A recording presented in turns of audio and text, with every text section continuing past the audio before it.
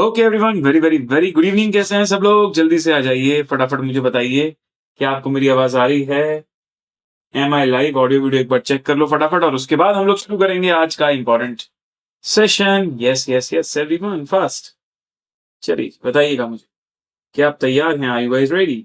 Okay okay okay, जी हाँ, बहुत बढ़िया। ओके, कूल, बढ़िया जी बढ़िया। Yes, okay Chirag, yes, super गुनर, रोहन एंड हर्षदा एंड कृष्णा, रोहित, विवेक, मेहुल, सभी का बहुत स्वागत है। रोहित, पूजा, मेहुल, सभी का स्वागत है। Very very very very good evening. Yes, ड्राइंग, रोहन, भावेश, विवेक, नेहल, ठीक है जी। चलो तो शुरू करें यार। हाँ सर, शुरू करते हैं।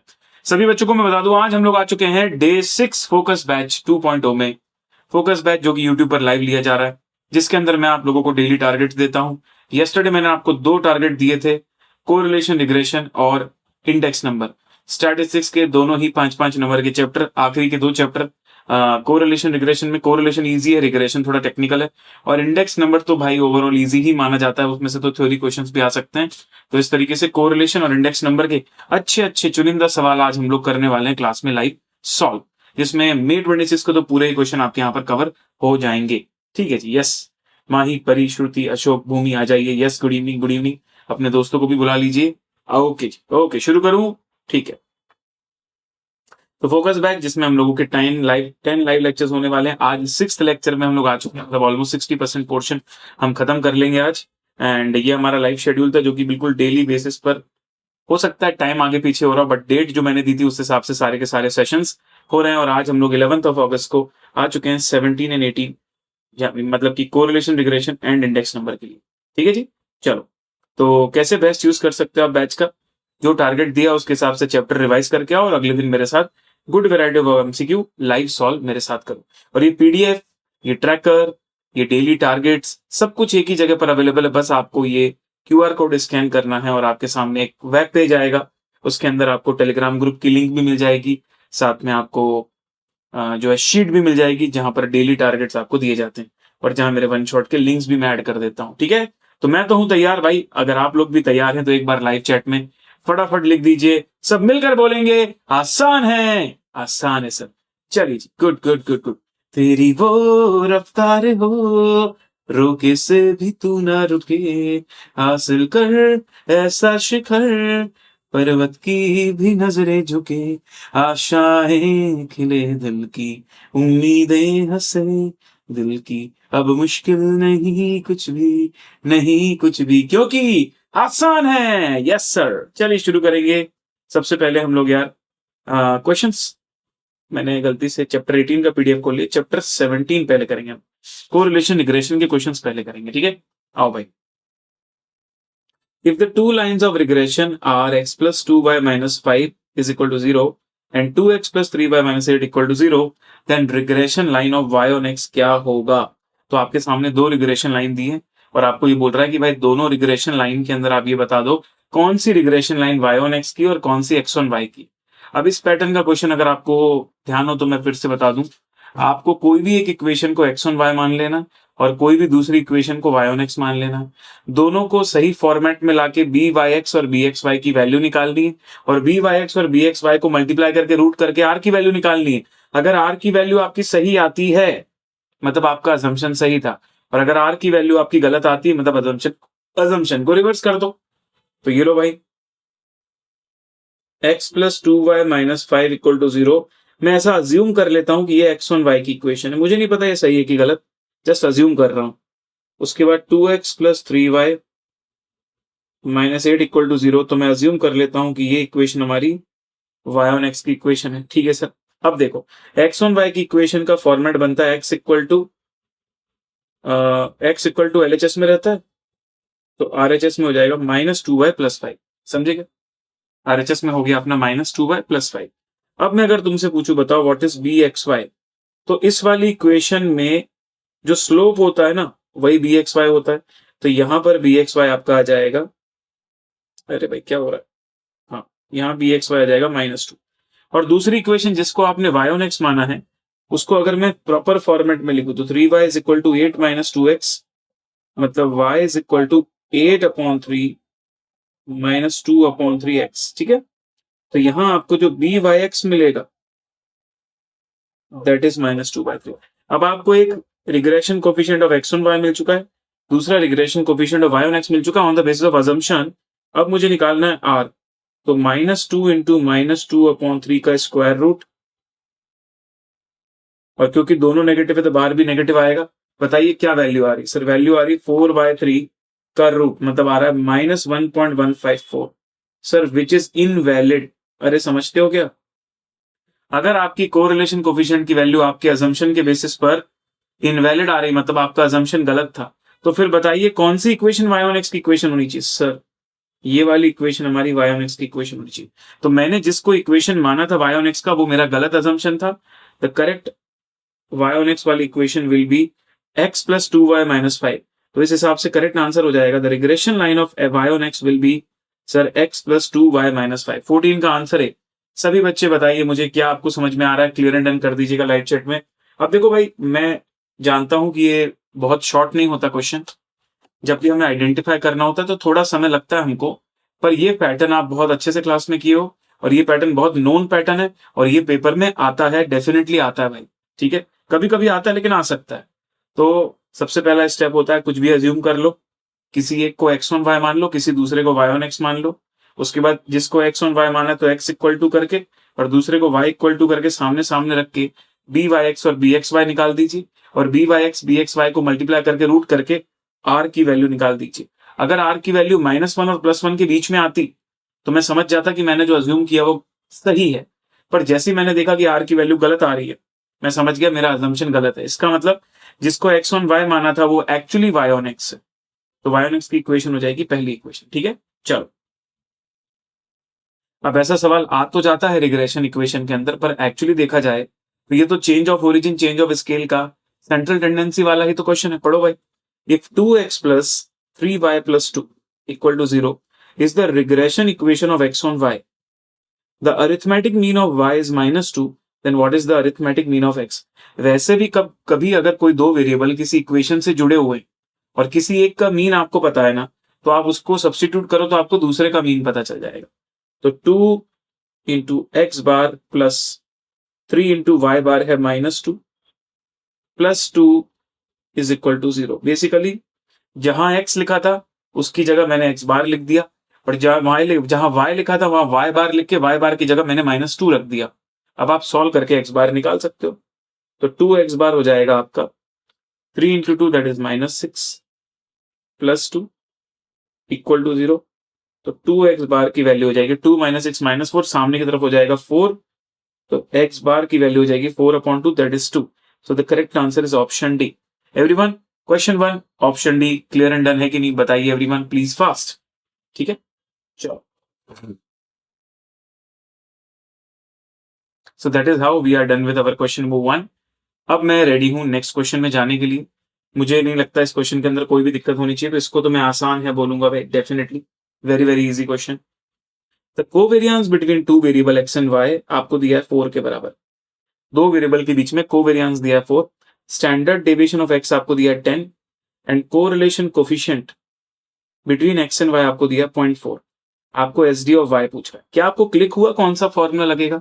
सर कोरिलेशन कोफिशिएंट का ही फॉर्मूला होता है RxY का formula covariance divided by SD of x multiplied by SD of y। तो आप देखो कोरिलेशन कोफिशिएंट आपको मिल रहा है 0.4 के बराबर, कोवेरियंस आपको दिया हुआ है 4 के बराबर, SD ऑफ x आपको दिया हुआ है 10 के बराबर। क्या आप इस पूरी जगह में से अब SD ऑफ y निकाल सकते हो? आप खुद देखो भाई, बहुत ईजी कहला गई। सर LHS में ले आऊंगा SD ऑफ y को और 0.4 को सामने ट्रांसफर कर दूंगा, तो बस मेरा आंसर आ जाएगा। तो it will be 4 divided by 10 divided bye 0.4, the answer will be 1। तो बताइए जी ऑप्शन ए, क्या आपका आंसर 1 समझ में आ रहा है आपको? Question number 2 option A 1 is the correct answer everyone.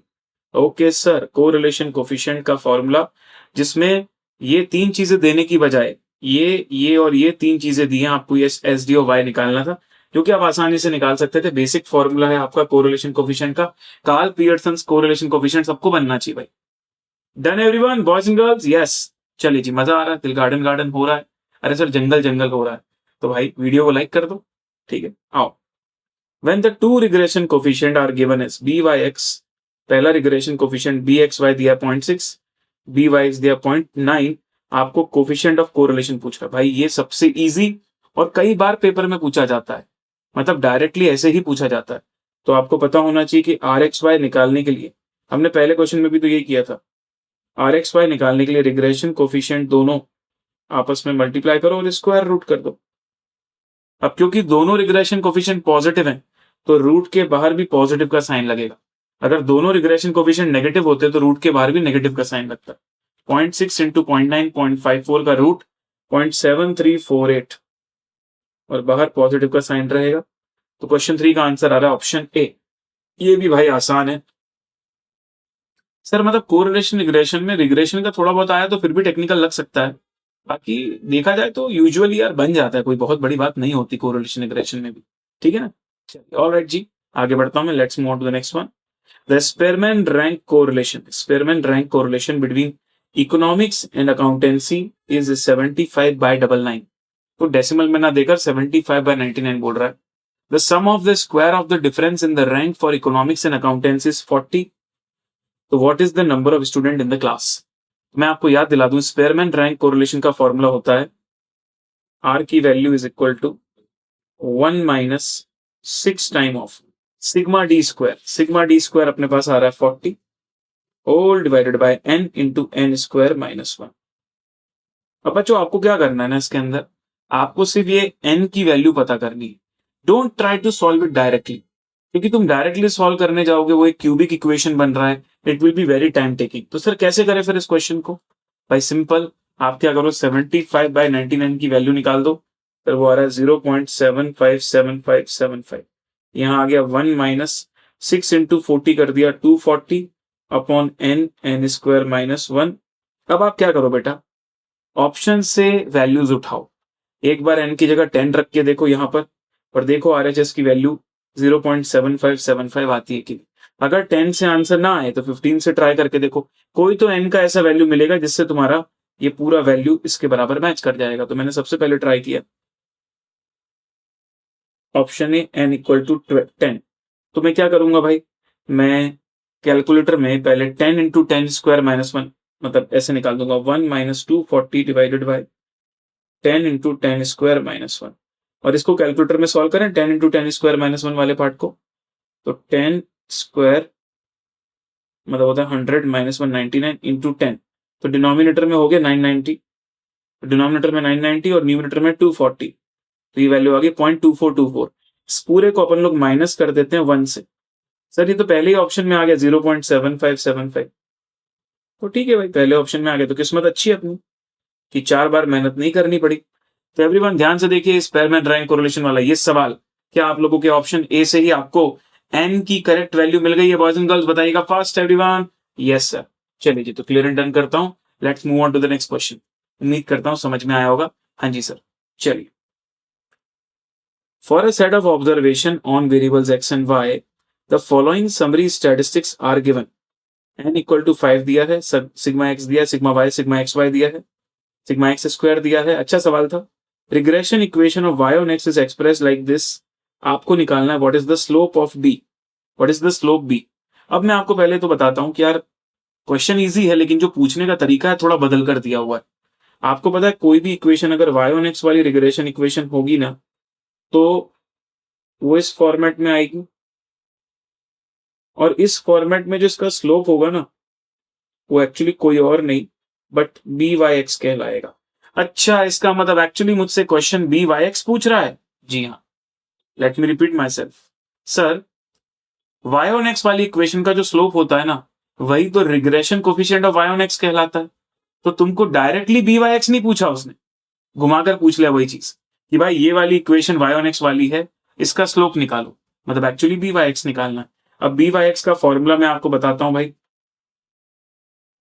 तो बी वाई एक्स का फॉर्मूला होता है covariance of X Y covariance of X Y divided by variance of X. तो बी वाई एक्स का फॉर्मूला होता है न्यूमिनेटर में covariance of X Y और डिनोमिनेटर में variance of X. Now covariance का फॉर्मूला आपको याद दिलाता हूं। सर कोवेरिएंस का फॉर्मूला होता है summation of X Y upon N minus X bar into Y bar, और वेरिएंस का फॉर्मूला आपको याद दिला दूं, summation of X square upon N minus X bar का होल स्क्वायर। अब सुनिए भाई, समेशन ऑफ एक्स वाई की वैल्यू क्या दी हुई है आपके पास? Sir summation of X Y दिया 7070 डिवाइडेड बाय एन की वैल्यू दी है 5 माइनस, क्या आप एक्स बार और वाई बार मतलब समझते हो? एक्स का बार और वाई का बार का मतलब समझते हो आप? यस सर, एक्स का मीन और वाई का मीन, तो 10/5 इंटू 25/5, समझे क्या? तो समेशन ऑफ एक्स वाई हमने पहले ले लिया, अपॉन कर दिया N, minus X bar into Y बार कर दिया, और इस पूरे को हम डिवाइड कर देते हैं समेशन ऑफ एक्स स्क्वायर जो कि दिया 30 डिवाइडेड बाय एन मतलब 5 माइनस हमें आगे करना है एक्स बार का होल स्क्वायर, एक्स बार का होल स्क्वायर मतलब 10/5 का होल स्क्वायर। अब अपन क्या करते हैं, न्यूमिनेटर और डिनोमिनेटर दोनों अलग अलग सॉल्व करके निकालते हैं पहले कैलकुलेटर के अंदर, ठीक है? तो 70 डिवाइडेड बाय 5 मैंने पहले लिख दिया, 70 डिवाइडेड बाय 5 उसको डाल देता हूं मेमोरी में, मेमोरी प्लस एम प्लस, उसके बाद 10 into 25 divided by 5 divided bye 5 ये आ रहा है 10, इसको डाल देता हूं मेमोरी माइनस, और फिर करता हूं मेमोरी रिकॉल। सर न्यूमिनेटर की वैल्यू आ रही है एग्जैक्ट 4, आप देखना आपकी भी वैल्यू एग्जैक्ट 4 आ रही होगी। डिनोमिनेटर की वैल्यू निकालते हैं, 30 डिवाइडेड बाय 5 तो ये आ रहा है 6, ठीक है जी 6, तो ये हो गया m प्लस, और 10 डिवाइडेड बाय 5 दैट इज 2 का square m minus memory recall ये आ रहा है 2 के बराबर, 4/2 दैट इज 2। बस ये BY निकालना था, करेक्ट आंसर आ रहा है 2 अपना। ठीक है भाई, कैसा लगा आपको सवाल? मैं इसको ये नहीं बोलूंगा कि बहुत तुरंत ही समझ में आ जाए वैसा था, पर थोड़ा सा अगर कॉन्सेप्ट को रिकॉल करने की कोशिश करते तो समझ जाता कि एक्चुअली क्वेश्चन आपसे क्या पूछना जाता है। ठीक है, तो y ऑन एक्स वाली इक्वेशन का स्लोप पूछ रहा है, और y ऑन एक्स वाली इक्वेशन का स्लोप ही actually regression coefficient of y on X कहलाता है, और regression coefficient of y on X का फॉर्मूला है covariance of X Y divided by variance of x। तो दोनों का फॉर्मूला एक्सपांड किया, और ये सारा डेटा हमारे पास ऑलरेडी अवेलेबल है यहाँ पर, तो वहां से वैल्यूज उठा के पुट कर दी, सॉल्व कर दिया, अपना आंसर आ गया सर 2। क्लियर एंड डन करिएगा एवरीवन, बॉयज एंड गर्ल्स। आगे बढ़ो क्या?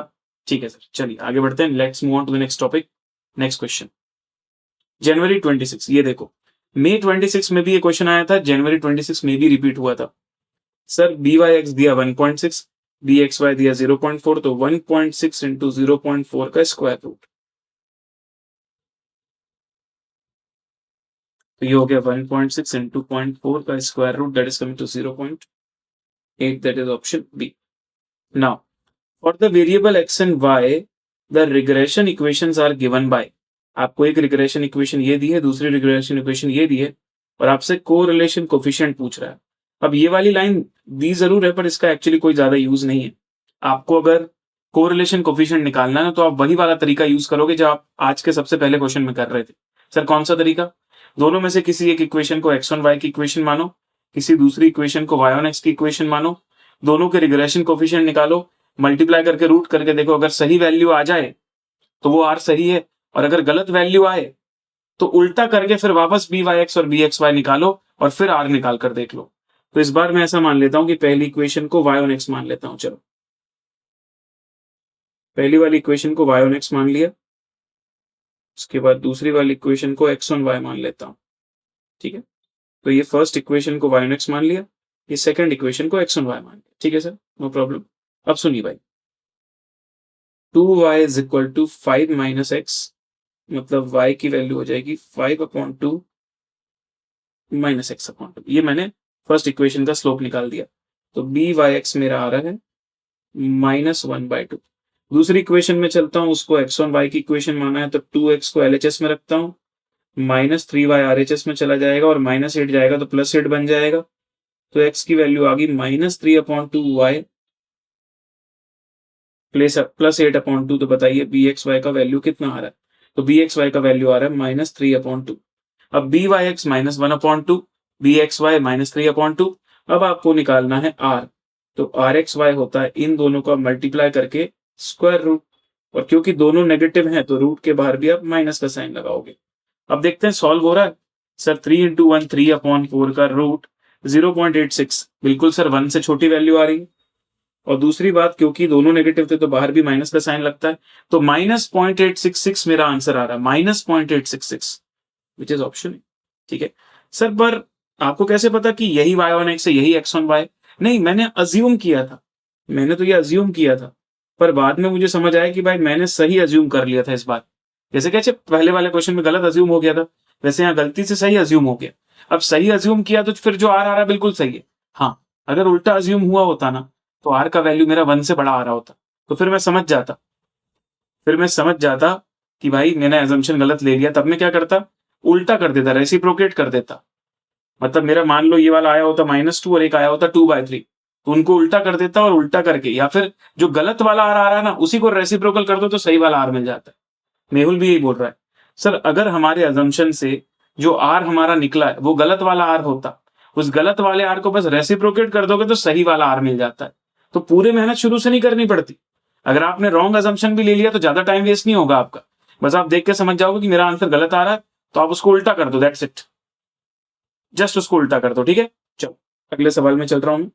आइए, the coefficient of correlation between x and y is 0.6, u and v are defined, the coefficient of correlation between u and v आपको निकालना है। अब देखो भाई, जब भी हम रिग्रेशन कोफिशिएंट कोरिलेशन कोफिशिएंट के अंदर चेंज ऑफ ओरिजिन और चेंज ऑफ स्केल की बात करते हैं ना, तो चेंज ऑफ ओरिजिन का तो कोई इफेक्ट नहीं होता, पर चेंज ऑफ स्केल में ये देखते हैं कि दोनों वेरिएबल्स के चेंज ऑफ स्केल में जो साइन है वो बोथ पॉजिटिव या बोथ नेगेटिव है या नहीं। अगर एक पॉजिटिव एक नेगेटिव है तो फिर आर का साइन चेंज हो जाता है। तो पहले मुझे देखना पड़ेगा, जैसे मेरे पास दिया है 2u = x+3, तो u की वैल्यू क्या आएगी? सर u की वैल्यू आ जाएगी x/2 - 3/2। इसका मतलब अगर आप देखने जाओ तो यहां पर आपको चेंज ऑफ स्केल दिखेगा पॉजिटिव 1/2। देखो ना, इसका चेंज ऑफ स्केल है 1/2। u को जब आपने x में मतलब x को जब आपने u में कन्वर्ट किया तो आपका चेंज ऑफ स्केल है पॉजिटिव 1/2। दूसरी इक्वेशन में चलता हूं, 3v = 2 - y, so v = 2/3 - y/3। तो यहां पर जो हमारा चेंज ऑफ स्केल आ रहा है, दैट इज -1/3। अब देखो आप, एक चेंज ऑफ स्केल आपका पॉजिटिव है, ठीक है जी, एक चेंज ऑफ स्केल आपका नेगेटिव है। तो अब अगर आपको आर यू भी निकालना है ना, तो आप बोलोगे भाई साइन चेंज करके लेना पड़ेगा। अगर दोनों चेंज ऑफ स्केल पॉजिटिव होते ना, अगर दोनों चेंज ऑफ स्केल या तो दोनों पॉजिटिव होते या दोनों नेगेटिव होते, तो भी मैं मेरे आर की वैल्यू को सेम रखता, 0.6। पर अभी मैं देख रहा हूं कि जब आपने एक्स को यू बनाया तो पॉजिटिव चेंज ऑफ स्केल था, पर जब आपने अपने वाई को वी बनाया तो नेगेटिव चेंज ऑफ स्केल था। तो एक पॉजिटिव एक नेगेटिव, इस वजह से आपको यहां पर आंसर आ जाएगा -0.6। समझिएगा मेरी बात को, option B is the correct answer, -0.6। ठीक है जी, कंफर्म करना एक बार, ये सेम लेवल सेम टाइप के क्वेश्चन हम लोग डेफिनेटली क्लास में कर चुके हैं। या अगर आपने सेल्फ या वन शॉट भी किया होगा कल, डेफिनेटली बात डिस्कस करी होगी आपने वहां पर। ठीक है, ओके सर, नो प्रॉब्लम। तो दोनों के चेंज ऑफ स्केल के साइन सेम होने चाहिए, तो आर बदलेगा नहीं। अगर साइन अपोजिट है चेंज ऑफ स्केल के तो आर का साइन बदल जाएगा। Now the coefficient of rank correlation in a beauty contest of 10 candidates judged by judges A and B found to be 0.5। Beauty contest में जज का कोरिलेशन 0.5 आ रहा, मतलब तुम समझ गए ना कि रैंक कोरिलेशन है। ठीक है, इट वॉज लेटर डिस्कवर्ड, बाद में जाके पता चलता है कि difference in the rank for one candidate, उसमें से कोई एक कैंडिडेट का जो डिफरेंस इन रैंक हम लोग लेते हैं ना, it was taken as 3 instead of 7। तो गलती से हमने 3 ले लिया जबकि लेना चाहिए था 7। तो क्या आप करेक्ट वाला कोरिलेशन कोफिशिएंट बताओगे?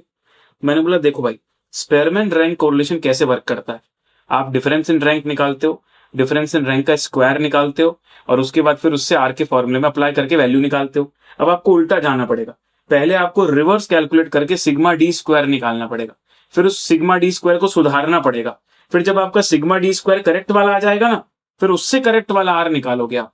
तो चलिए सबसे पहले हम लोग आर की वैल्यू दी है 0.5, उसकी मदद से निकालने की कोशिश करते हैं what is the sigma D square. तो 1 minus 6 time of sigma D square, N की वैल्यू अपने पास दी है 10, तो यहां लिख देता हूं 10 इंटू 10 स्क्वायर माइनस 1।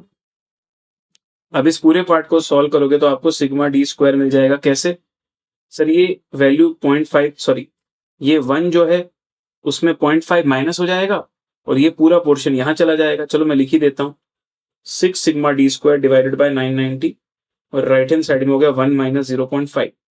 तो फिर सिग्मा डी स्क्वायर की वैल्यू क्या हो जाएगी सर? 0.5 into 990 divided by 6। चलिए देख लेते हैं।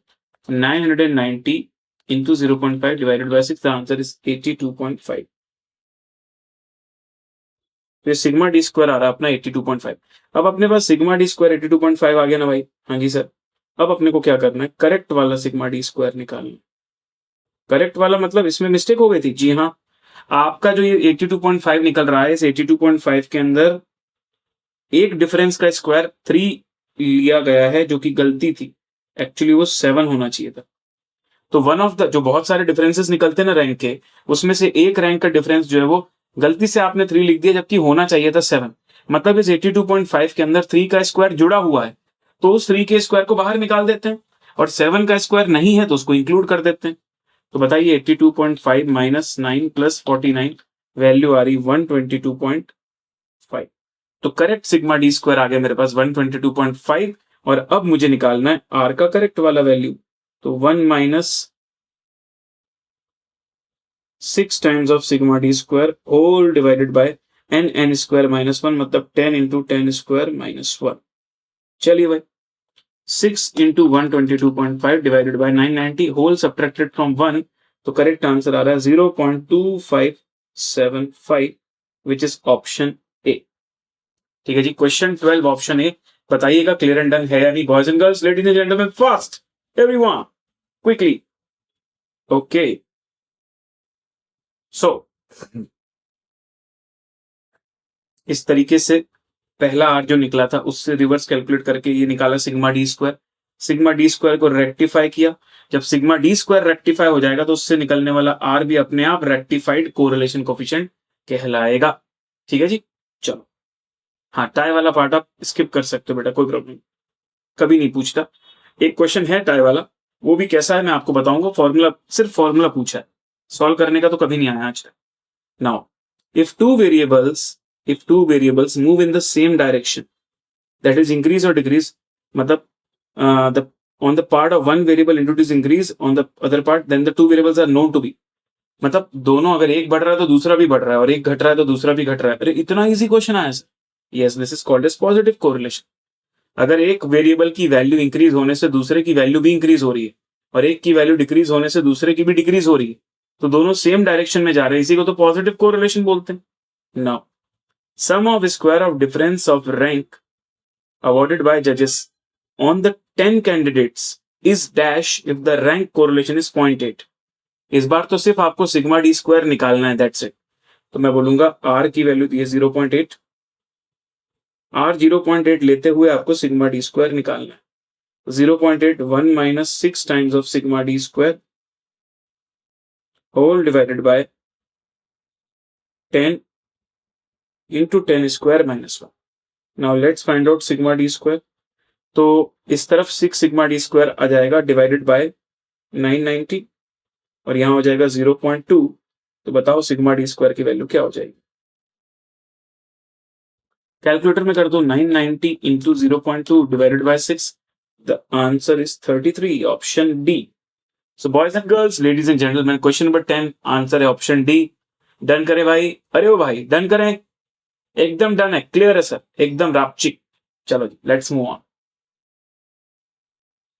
For a group of students, the sum of square of difference in rank for maths and physics were found to be 60. Sigma d square दिया 60, which is 120 times the value of the rank correlation. How many students are there in the group? अब क्या है भाई, पहले sigma d square given है which is 60 और उसके बाद कह रहा है कि r का 120 टाइम्स करने पर ये sigma d square आ रहा है। अच्छा, ध्यान से पढ़ो। सिग्मा डी स्क्वायर 60 गिवन है, फिर कह रहा है कि आपका कोरिलेशन कोफिशिएंट का 120 टाइम्स करोगे ना तो सिग्मा डी स्क्वायर आता है, which is 120 times the correlation coefficient. तो ये जो आपका 60 है ना, ये आर का 120 टाइम्स है, तो क्या आप मुझे बताओगे आर क्या है? तो आर आएगा 60 divided by 120, that is actually 0.5। समझे क्या? आर की वैल्यू 0.5 आ गई। अब आपको निकालना है N, how many students are there in the group. अब अपने को निकालना है नंबर ऑफ स्टूडेंट। तो अगेन एन की वैल्यू निकालनी है, रिवर्स कैलकुलेट कर देंगे। 0.5 is equal to 1 minus 6 into 60 whole divided by n square minus 1। Again आप ऑप्शन वाइज ट्राई करो, देखते हैं कौन से ऑप्शन से आता है। n इक्वल टू 8 लेके देखता हूँ। 6 into 60 divided by 8 upon 8 8 64 minus 1 63 subtracted from 1। तो सर यहाँ 0.28 आ रहा है मेरा आर का वैल्यू, इसलिए ऑप्शन ए तो गलत हो जाएगा। n इक्वल टू 10 लेके देखते हैं। 6 into 60 divided by 990 subtracted from 1, ये आ रहा है 0.63। मुझे तो 0.5 चाहिए, मतलब ये भी रॉन्ग है सर, 8 भी रॉन्ग है, 10 भी रॉन्ग है। Let's take option C, n equal to 9। तो 6 into 60 divided by 9 divided by 80 whole subtracted from 1, sir ये 0.5 आ रहा है, इसका मतलब मेरा करेक्ट आंसर है 9। ठीक है, समझे क्या? सिग्मा डी स्क्वायर दिया था और सिग्मा डी स्क्वायर जो है वो आर का 120 टाइम्स है, तो आर की वैल्यू निकाल दी 0.5 और आर की वैल्यू 0.5 रख दी और फॉर्मूले के अंदर सिग्मा डी स्क्वायर की जगह 60 रख दिया और ऑप्शन से उठा के एन डालकर चेक कर लिया, जहां मेरा आर का वैल्यू सही होगा वो करेक्ट आंसर है, उस हिसाब से मेरा ऑप्शन सी करेक्ट आंसर आ रहा है। ठीक है एवरीवन, चलो आगे बढ़ते हैं। If n plus 3x equal to 10, 2y plus 5n equal to 25, and this is regression coefficient of y on x, find out the regression coefficient of n on n। भाई change of origin change of scale का सवाल, मैं याद दिला दूं आपको। In case of regression coefficient change of scale का effect होता है, वैल्यू का भी इफेक्ट होता है और साइन का भी इफेक्ट होता है। तो जैसे मान लो आपको निकालना है regression coefficient of n on m, nm, तो n से कौन लिंक है? n से लिंक है y और m से लिंक है x, तो आपको निकालना पड़ेगा by(x) into change of scale of y numerator में लेना पड़ेगा और डिनोमिनेटर में डिवाइड करना पड़ेगा change of scale of x। ये बात मैंने क्लास में सिखाई हुई है भाई, कि अगर मुझे किसी दो नए वेरिएबल का रिग्रेशन कोफिशिएंट निकालना है जो मेरे पुराने वेरिएबल से लिंक है, तो पहले मैं उससे इक्विवेलेंट वाला रिग्रेशन कोफिशिएंट लिखूंगा। जैसे nm लिखा है तो n की जगह y और m की जगह x। नाउ yx में y पहले आ रहा है तो change of scale of y ऊपर और change of scale of x नीचे। अब इक्वेशन को ध्यान से देख के चेंज ऑफ स्केल की वैल्यूज पता करते हैं। m प्लस 3x अगर 10 के बराबर दिया है तो इसका मतलब ये हो गया कि आपका जो m है वो 10 माइनस 3x के बराबर है। समझते हो क्या आप बात? अब इसमें से अपन लोग चेंज ऑफ स्केल निकालते हैं। बताओ ना x के साथ क्या मल्टीप्लाई हो रहा है? सर x के साथ मल्टीप्लाई हो रहा है -3, मिल गया चेंज ऑफ स्केल। अब अपन चेंज ऑफ स्केल निकालते हैं दूसरी इक्वेशन का। 2y plus 5n equal to 25। तो बताइए 5n की वैल्यू क्या हो जाएगी? सर 5n की वैल्यू हो जाएगी 25 माइनस 2y। तो बताइए n की वैल्यू क्या हो जाएगी? 25/5 माइनस 2/5y। अब इस केस में अगर हम देखें चेंज ऑफ स्केल, तो इस केस में चेंज ऑफ स्केल है -2/5। तो यहां पर चेंज ऑफ स्केल था -3, यहां पर चेंज ऑफ स्केल था -2/5। Now let's move on to the next one. तो अब मैं यहां लिखूंगा that sir by(x) is 0.8 into change of scale of y, change of scale of y मुझे मिल जाएगा -2/5 और इस पूरे को डिवाइड कर दूंगा change of scale of x which is -3 के साथ। इस पार्ट को आप कैलकुलेटर में भी कर सकते हो। 0.8 इंटू 2/5 डिवाइडेड बाय 3, ये आ रहा है 0.1066। अच्छा, उसमें भी अगर आप ध्यान दोगे ना तो ये भी नेगेटिव निकला और ये भी नेगेटिव निकला। देखो ना ध्यान से, दोनों के दोनों ही आपके m का जो चेंज ऑफ स्केल है, x को जब आपने m बनाया तो -3x आ रहा है, मतलब -3, और यहाँ पर भी -2y आ रहा है। दोनों के चेंज ऑफ स्केल नेगेटिव है, तो ये नेगेटिव नेगेटिव तो कैंसिल हो गए, इसलिए आपका जो फाइनल कोरिलेशन है वो भी पॉजिटिव ही आएगा। तो ऑप्शन कौन सा होगा बताइए sir? Option C will be the correct answer, not A. Option C will be the correct answer everyone. Okay जी, कोई बात नहीं बेटा, अगर आपको रिग्रेशन नहीं बनता कोरिलेशन बनता है तो कोरिलेशन तो करके आओ कम से कम। Whatever you maximum can do that. और जितना और उसके अलावा समझने की कोशिश कर सकते हो ट्राई करो, प्रेशर कुछ नहीं भाई। पर उस चक्कर में टेंशन भी मत लो और उस चक्कर में बनती हुई चीजों को भी मत छोड़ो। अब जैसे कुछ लोग बेवकूफी क्या करते हैं, उनको कोरिलेशन बनता है पर रिग्रेशन नहीं बनता ना, इसलिए पूरा कोरिलेशन भी छोड़ देते हैं। अरे ये तो मूर्ख बनने वाली बात कहलाई ना, कि तुम्हें कोरिलेशन रिग्रेशन में कोरिलेशन बनता है, पर क्योंकि तुमको रिग्रेशन भी उसी चैप्टर में पढ़ाया जाता है और रिग्रेशन नहीं बन रहा है, तो उस वजह से तुम कोरिलेशन भी छोड़ के जा रहे हो। ऐसा तो किसी को नहीं करना चाहिए, ठीक है। चलो आगे बढ़ता हूं। If regression coefficient by(x) is greater than 1, then regression coefficient of bxy will be. देखो भाई, एक सिंपल सी बात है, bxy into byx should be less than equal to 1। क्यों? क्योंकि अगर इनका मल्टीप्लीकेशन 1 से बड़ा हुआ ना, तो r का वैल्यू भी 1 से बड़ा हो जाता है। मैं रिपीट करता हूं मेरी बात, रिग्रेशन कोफिशिएंट का जो प्रोडक्ट है वो भी कभी 1 से बड़ा नहीं हो सकता, क्योंकि अगर वो 1 से बड़ा हुआ ना तो r का वैल्यू 1 से बड़ा हो जाएगा, विच इज नॉट पॉसिबल। तो अब अगर आपको क्वेश्चन बोल दे कि भाई आपका byx ग्रेटर देन 1 है, तो दोनों के प्रोडक्ट को लेस देन 1 रखने के लिए डेफिनेटली अगला वाला वैल्यू तो 1 से छोटा ही रखना पड़ेगा।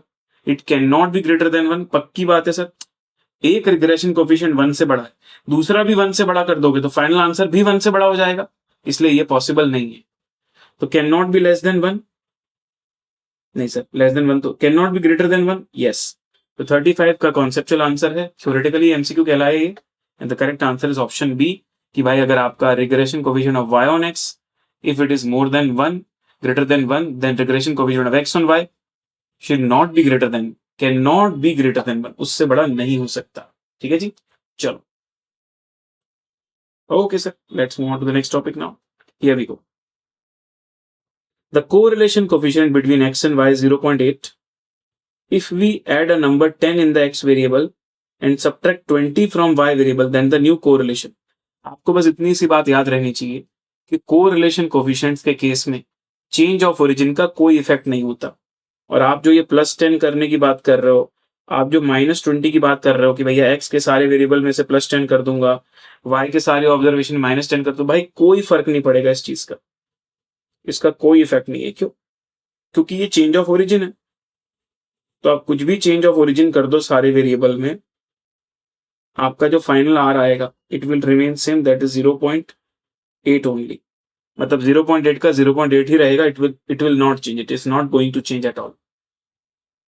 ठीक है जी, चलो नाउ देखो फिर से रिपीट हुआ ये।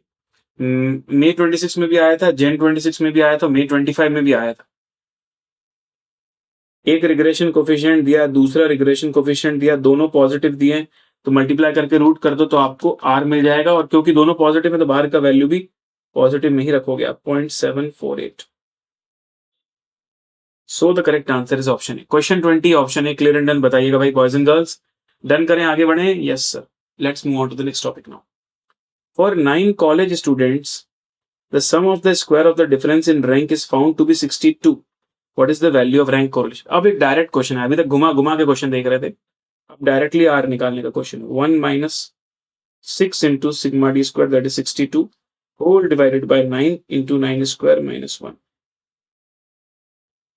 1 - 6 sigma d square whole divided by 9 square minus 1। तो 6 into 62 upon 9 upon 80 whole subtracted from 1, we are getting 0.483। तो करेक्ट आंसर है ऑप्शन बी। बताइए भाई, question 9 option B. Clear and done everyone, आसान है। अरे क्या कर रहे हो, नहीं बन रहा क्या? अरे सर बन रहा है सर, बिल्कुल बन रहा है।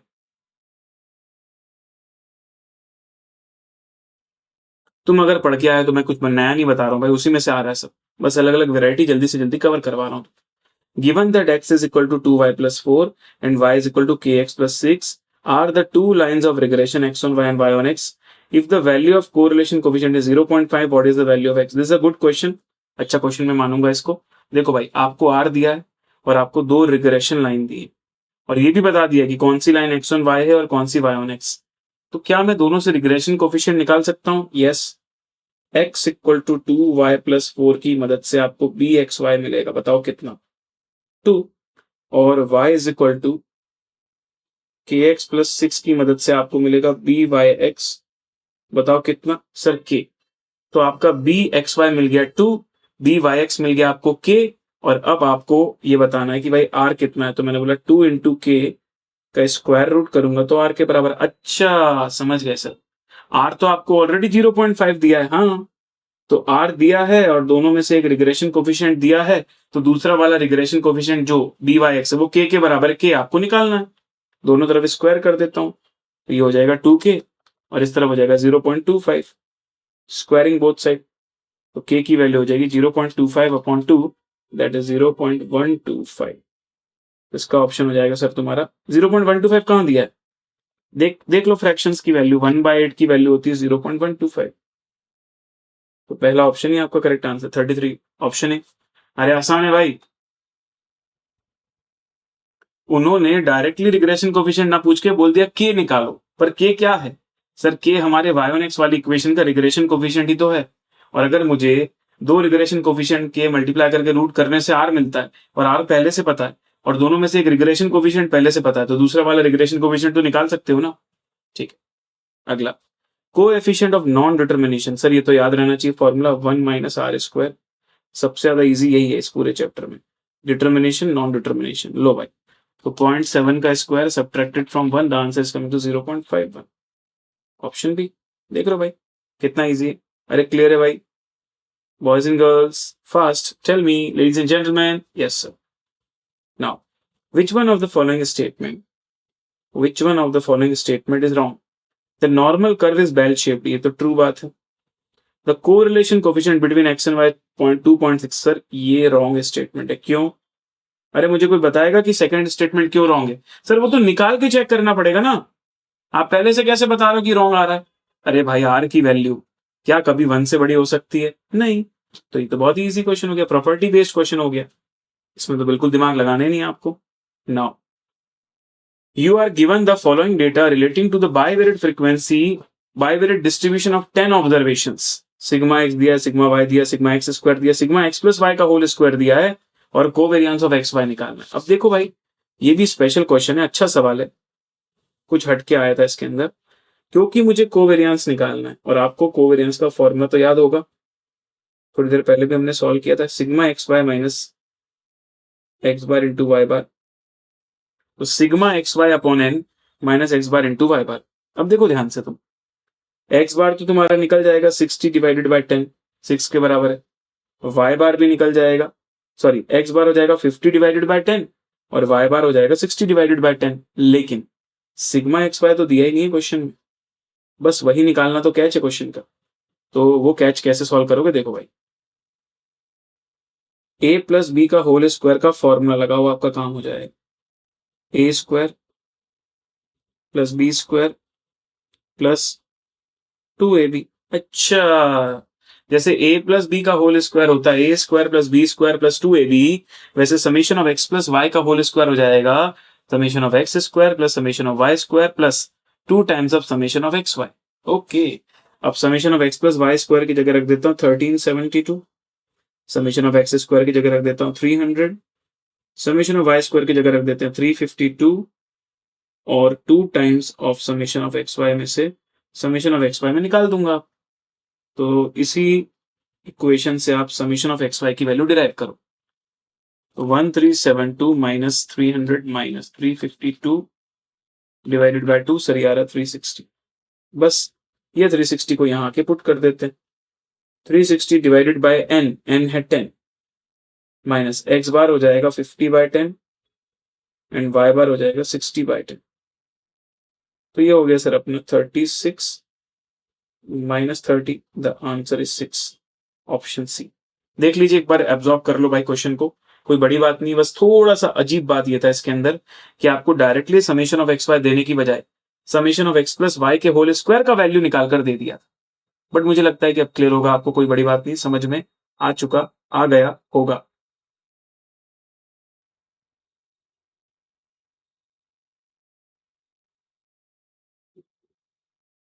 बहुत बढ़िया मेहुल भाई, अमेजिंग है। चलो, compute the rank correlation coefficient from the following data n equal to 10 दिया है, सिग्मा डी स्क्वायर आपको 5 दिया हुआ है, तो आपको रैंक कोरिलेशन निकालना। भाई इससे इजी क्या ही क्वेश्चन होगा, आपको देखो ना, 1 minus 6 times of sigma D square 5 divided by 10 into 10 square minus 1। Calculator से कर लेता हूँ, 6 into 5 divided by 10 divided by 99 subtracted from 1, answer आ रहा है 0.9696। अब ध्यान देना किसको टिक करोगे, 0.9696 दिया है, तो क्या 0.96 को टिक करोगे, राउंड ऑफ करके देखो, ये बन जाएगा 0.97। अरे 696 मतलब ज्यादा नियरेस्ट किसके हो तुम, 0.97 के ज्यादा नियरेस्ट हो या 0.96 के ज्यादा नियरेस्ट हो। तो क्वेश्चन इजी था पर ऑप्शन काफी क्लोज दे दिए, तो थोड़ा सा आपको दिमाग लगाना पड़ेगा भाई कि यहां पर जो है सबसे नियरेस्ट ऑप्शन कहलाएगा option B, not option A. देखो 0.9696 जो है उसके और 0.96 के बीच में कितना गैप है देखो आप, और 0.9696 और 0.97 के बीच में क्या गैप है, तो आप खुद समझ जाओगे मैं क्या कह रहा हूं। 0.9696 माइनस 0.96, इसके बीच में गैप है 0.0096 का, और आगे वाले के बीच में गैप देखो कितना है सर, सिर्फ 0.0004। ओ भाई, इसमें 96 का डिफरेंस है और इसमें 4 का डिफरेंस है, तो ज्यादा क्लोज कौन है, ये ज्यादा क्लोज है ना भाई, it is closer as compare to 0.96। ये छोटा सा कैच था जिसमें बच्चे गलती कर सकते थे। तो बताइए सारे बच्चे, अभी क्लियर है यार, is it done boys and girls, कि करेक्ट आंसर आपका ऑप्शन बी होगा, ऑप्शन सी नहीं होगा। ठीक है जी, चलो बहुत अच्छी बात है निकिता, अमेजिंग। ओके, चलो हाँ बेटा कभी भी दे सकते हो नमन, मैं इंस्ट्रक्शन आपको 13 को दे दूंगा इसके।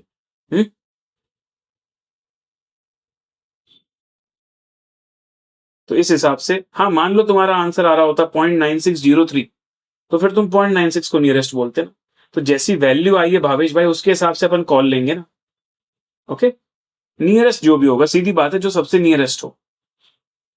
चलो आपके पास अगला सवाल आता है सर, जनवरी 25, if r is equal to 0.8, B Y X आपको दिया है, बी एक्स वाई आपको दिया है, एक्स बार आपको दिया है, वाई बार आपको दिया है, आपको regression equation of Y on X बनाना है। तो भाई वाई ऑन एक्स की जो इक्वेशन होती है ना, उसका फॉर्मेट सबको याद होना चाहिए। हम तो जब पहली बार रिग्रेशन पढ़ते हैं तब भी मैं तो बहुत डेप्थ में जाके समझाता हूँ, और मैं ये भी बोलता हूँ कि भाई पूरी कॉन्सेप्ट को समझ लो, अब कहां से कैसा क्वेश्चन बन जाए वी नेवर नो। तो Y minus Y bar equal to B Y X into X minus X bar, ये होता है सर फॉर्मेट। अब देखते हैं अपने पास इसमें से क्या क्या दिया है, वाई में से वाई बार माइनस करता हूँ 3, बी वाई एक्स मेरे को दिया है 0.6, उसमें एक्स माइनस एक्स बार करता हूँ और एक्स बार भी दिया है 5। अब इसको प्रॉपर फॉर्मेट में ले आते हैं, y minus 3 is equal to 0.6 X minus 0.6 into 5 that is 3, तो y की वैल्यू हो जाएगी तुम्हारी 0.6 एक्स, और -3 वहां पर चला जाएगा, +3 हो जाएगा, तो कैंसिल हो जाएगा, तो आखिरी इक्वेशन बचेगी केवल y is equal to 0.6 X, which is option D. अरे देखो ना, 3 मिलके कैंसिल हो गए, 6 नहीं बने, 3 मिलके कैंसिल हो गए। हाँ, इस तरफ भी मान लो +3 होता तो वहां जाके फिर वो -3 से मिलके -6 बन जाता, पर यहाँ भी -3 था, वहां भी -3 था, इसलिए दोनों मिलकर 3 कैंसिल हो गए। देखिए भाई, चेक करके देखिए क्या आपको मेरी बात समझ में आ रही है, मैं क्या कहना चाहता हूँ। ओके जी, r की वैल्यू 0.8, बी वाई एक्स दिया था, बी एक्स वाई दिया था, और एक्स बार वाई बार दिया था। आपको वाई ऑन एक्स की इक्वेशन के लिए क्या क्या कंपोनेंट की जरूरत होती है वो हम ऑलरेडी पढ़ चुके हैं, format y minus Y bar is equal to B Y X X minus X bar, उससे हमने चीजों को निकाल दिया, कैलकुलेटेड, डन। ठीक है, चलो आगे बढ़ता हूँ। The correlation coefficient between x and y is 0.2. The variance of x is equal to 5 times of variance of y. Then what is the regression coefficient of x on y? देखो बहुत प्यारा सवाल है भाई। वेरियंस ऑफ x आपको दिया है 5 times of variance of y। पता नहीं इसका क्या यूज है, आई डोंट नो। मुझे कोरिलेशन कोफिशिएंट दिया है 0.2, पता नहीं इसका क्या यूज है। अब देखते हैं क्वेश्चन हमसे पूछ क्या रहा है। Regression coefficient of x on y, मतलब बी एक्स वाई की वैल्यू अपने से पूछी जा रही है, बी एक्स वाई। तो बी एक्स वाई का फॉर्मूला होता है are S D of X upon, अच्छा हाँ सर एक फॉर्मूला ये भी तो होता है, बिल्कुल सही, R S D of X upon S D of Y, ऐसा फॉर्मूला हमने पढ़ा हुआ है ना। अब इसमें से आप बताओ, आर तो आपको मिल गया यहाँ पर S D of X upon S D of Y कैसे मिलेगा सर? अरे वो भी मिल जाएगा मेरे भाई। बताओ, वेरियांस ऑफ एक्स और वेरियांस ऑफ वाई को अगर मैं डिवाइड कर दूं तो मेरे पास क्या बचेगा? Variance of X upon variance of Y, सामने बचेगा 5/1। अब मैं बोलूं दोनों को रूट कर दो, root both sides, root both sides मतलब स्क्वायर रूट बोथ साइड्स। तो वेरियांस ऑफ एक्स का स्क्वायर रूट होता है S D of X, variance of Y का स्क्वायर रूट हो जाएगा एस डी ऑफ वाई, और इस पूरे का रूट हो जाएगा √5। लो भाई, तो अब आपको S D of X upon S D of Y की वैल्यू भी मिल गई √5। अब इन दोनों वैल्यूज को यहाँ पुट कर देते हैं, आर की वैल्यू 0.2 और S D of X upon S D of Y की वैल्यू √5। तो 0.2 टाइम्स ऑफ √5। अब सर कैसे करोगे इसको? How do we solve it? Don't worry, जो 0.2 लिखा है ना भाई, उसको भी आप एक्चुअली 1/5 बोल सकते हो। 1/5 होता है 0.2, या फिर ऐसा अगर आपको लगे ना तो आप ये पूरी वैल्यू डेसिमल में निकाल दो, √5 इंटू 0.2। फिर ये फाइनल आंसर आ रहा है 0.44721। और एक काम करो, ये जो चारों ऑप्शंस दिए हैं ना, इनको भी, ये चारों ऑप्शंस को भी आप कैलकुलेट करने की कोशिश करो डेसिमल के फॉर्म में। तो ऑप्शन ये तो साफ ही गलत दिख रहा है सर, क्योंकि उसकी वैल्यू तो केवल 0.2 है। √5 की वैल्यू निकाल कर देखो 2.23, ये भी गलत है सर। ऑप्शन सी की वैल्यू निकाल कर देखते हो, √5 का रेसिप्रोकल, सर ये आ रहा है 0.44721, बिल्कुल सही। Option C is the correct answer. देख रहे हो आप बात को? अरे समझे क्या? ओके जी करण जी, बहुत बहुत बधाई हो आपको, अमेजिंग, कॉन्ग्रेचुलेशन बेटा। हाँ जी, सो कोरिलेशन कोफिशिएंट दिया 0.2, variance of X upon variance of Y दिया था 5/1, यस। तो S D of X upon S D of Y आएगा √5। अब इस वाले फॉर्मूले में आर की जगह 0.2 डाल दिया और √5 यहां पर डाल दिया, सॉल्व किया तो 0.44721 आ रहा है, और 0.44721 आप देखोगे option C is the correct answer. बताइए जी everyone, boys and girls, clear and done? आगे बढ़ सकते हैं क्या हम लोग? Yes sir, please go fast, let's move on. हाँ, 0.2 में से पॉइंट हटा के 2/10 भी लिख सकते हो उसको, तो 2/10 तुम्हारा 1/5 हो जाएगा। फिर 1/5 को √5 से मल्टीप्लाई करोगे तो 5 और √5 कैंसिल होकर नीचे √5 बच जाएगा। अरे एनी ऑफ द वे यार, आप किसी भी तरीके से निकालो, आपका final answer final decimal value match करनी चाहिए, ठीक है ना? चल,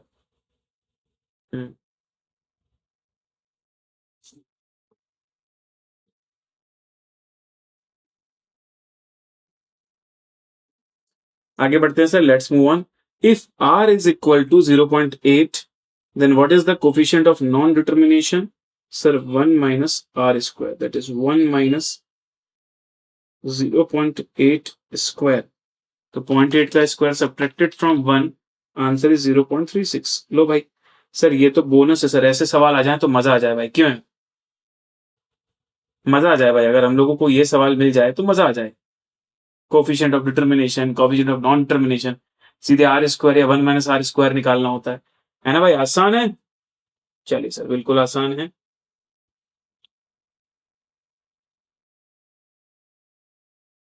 आगे बढ़ते हैं sir. The variance of the two variable X and Y are 16 and 25। Covariance भी आपको दिया है 18.5, और दो वेरिएबल्स दिए u और y लाइक दिस। तो what is the coefficient of correlation between u and v? तो u और v के बीच में कोरिलेशन बताइए। तो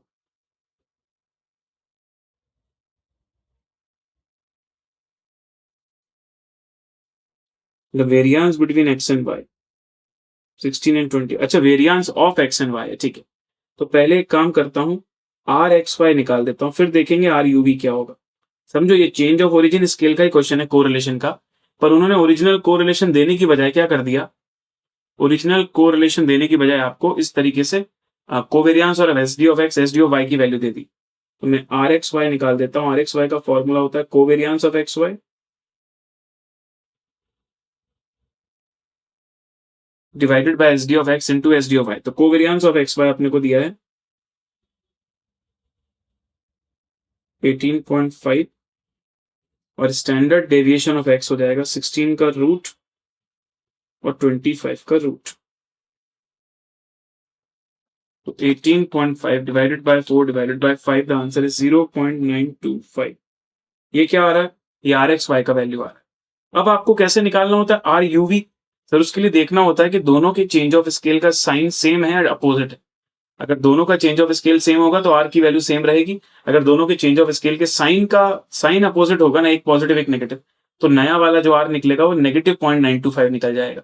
अब मैं बोलूं मैं आगे सॉल्व नहीं भी करूंगा ना क्वेश्चन को, तो भी मुझे आंसर मिल चुका है। क्यों? क्योंकि सर -0.925 तो ऑप्शन में ही नहीं है। वैसे तो हम चेक करके मैं आपको वेरीफाई करवा दूंगा, पर थोड़ा स्मार्ट चलोगे ना तो आपको समझ में आएगा कि इसके दो ही पॉसिबल आंसर्स है, पॉजिटिव 0.925 और -0.925। अभी -0.925 तो दिया ही नहीं ऑप्शन में, तो डिटेल में जाके नहीं भी चेक करोगे तो भी काम चल जाएगा। फिर भी चेक करके बता देता हूं। u is equal to x minus 3/2। Sir u is equal to x minus 3/2। Okay, so in that case अगर आप ध्यान से देखोगे तो ये क्या गया, u is equal to x/2 minus 3/2। इसका जो चेंज ऑफ स्केल है वो है 1/2। समझेगा? इसका चेंज ऑफ स्केल x के साथ क्या हो रहा है, 1/2 मल्टीप्लाई हो रहा है ना। सिमिलरली अगर मैं दूसरी इक्वेशन की बात करूं, v is equal to y minus 2/3, तो इसको भी आप लिख सकते हो y/3 माइनस 2/3। इसका भी चेंज ऑफ स्केल सिर्फ 1/3 ही है, मतलब पॉजिटिव ही है। तो दोनों का चेंज ऑफ स्केल सिर्फ पॉजिटिव ही है। पहले वाले का 1/2 है चेंज ऑफ स्केल, दूसरे वाले का चेंज ऑफ स्केल 1/3 है। दोनों सेम है, इसलिए जो आपका नया वाला आर यू भी निकलेगा वो भी रहेगा सेम 0.925। और सर हम पूरा ट्राई करने के पहले भी, पूरा देखने के पहले भी हमको समझ आ ही गया था कि ये एक्चुअल में 0.925 ही होगा। ठीक है, हाँ जी। मैं 4 मिनट और करवाऊंगा कोरिलेशन रिग्रेशन, उसके बाद में इंडेक्स नंबर में चला जाऊंगा। ठीक है, क्वेश्चन तो बहुत सारे इसके अंदर, पर जैसा कि मैं भाई प्रीवियस फोकस बैच के अंदर भी आई थिंक जून 24 सितंबर 24 के पहले वाले तो सारे क्वेश्चन कवर किए, तो सितंबर 24 तक भी कवर हो गए सारे क्वेश्चन। अच्छा, सिलेक्ट भी नहीं किए इसमें, तो सारे पीवाईक्यूज ही करवा डाले। ठीक, which of the following statement is correct? Regression coefficient are independent of change of original scale. गलत। Both regression coefficient must be less than unity. ऐसा भी कुछ जरूरी नहीं है। Regression lines are of two independent variable are parallel to each other। ये हो सकता है भाई। If two regression line coincide with each other, there is no correlation between the variables। तो करेक्ट कौन सा कहला है भाई? मेरे को तो ऑप्शन सी ही करेक्ट लग रहा है इसके अंदर। Both regression coefficient must be less than unity तो गलत है सर। दोनों का मल्टीप्लाई जरूर लेस देन यूनिटी होना चाहिए, पर दोनों का लेस देन यूनिटी 1 ही होना जरूरी नहीं है। और ओरिजिन स्केल दोनों से ही फर्क नहीं पड़ता, ये बोलना भी गलत है, क्योंकि चेंज ऑफ स्केल का फर्क तो पड़ता है। और regression line of the to independent variables, अगर दो वेरिएबल्स इंडिपेंडेंट है तो फिर सर वो आपस में कट नहीं होंगे, उनके बीच में कोई कनेक्शन ही नहीं रहेगा, और कोई कनेक्शन ही नहीं रहेगा तो यस, द रिग्रेशन लाइंस जो बनेंगी वो पैरेलल बनेंगी, क्योंकि कोरिलेशन कुछ है ही नहीं। ठीक है,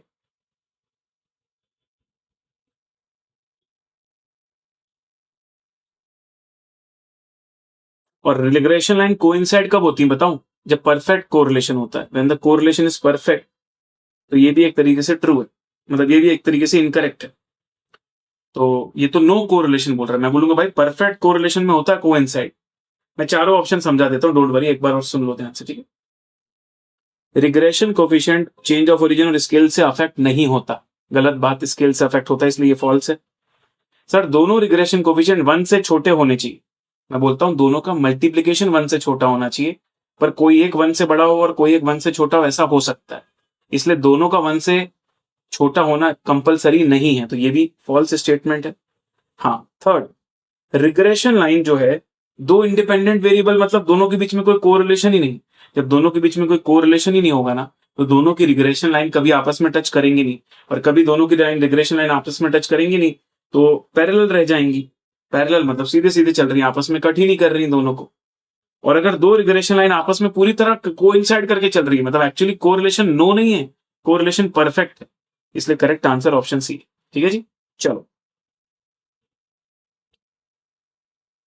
आई थिंक आखिरी दो सवाल। विच of the following statement is correct regarding the two regression coefficient? Sir दोनों पॉजिटिव होने चाहिए, कोई लिमिट नहीं है, एक पॉजिटिव होना चाहिए और एक नेगेटिव होना चाहिए, सब गलत बात है सर।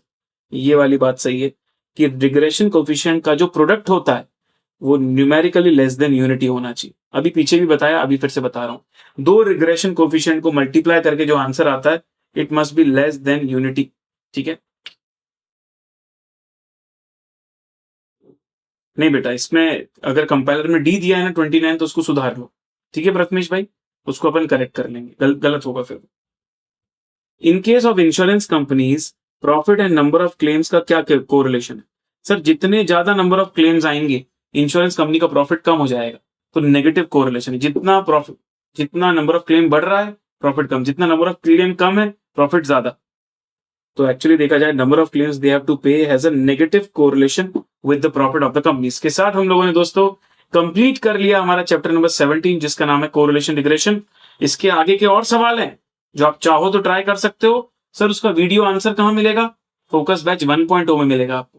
तो यूट्यूब पे फोकस बैच सर्च करोगे क्यूए का पुराना वाला, तो वहां आपको कोरिलेशन रिग्रेशन वाले सेशन के दिन ये भी मिल जाएगा, जून 24 ऑनवर्ड्स वाले क्वेश्चन। ठीक है, तो ऐसे भी 7-8 क्वेश्चन है जो मैं अभी नहीं करवा रहा हूं in the interest of time, और इसलिए भी क्योंकि वो ऑलरेडी कंटेंट अवेलेबल है। नहीं अवेलेबल हो तो बात अलग है, ऑलरेडी वो कंटेंट अवेलेबल। ठीक है, आई अब चलते हैं अगले सवाल की तरफ, अगले टॉपिक की तरफ, इंडेक्स नंबर। तो now we are starting the chapter of index number. Just give me 1 minute, I am getting a glass of water, उसके बाद मैं वापस शुरू करता हूँ। ठीक है, just a quick break of 2 minutes.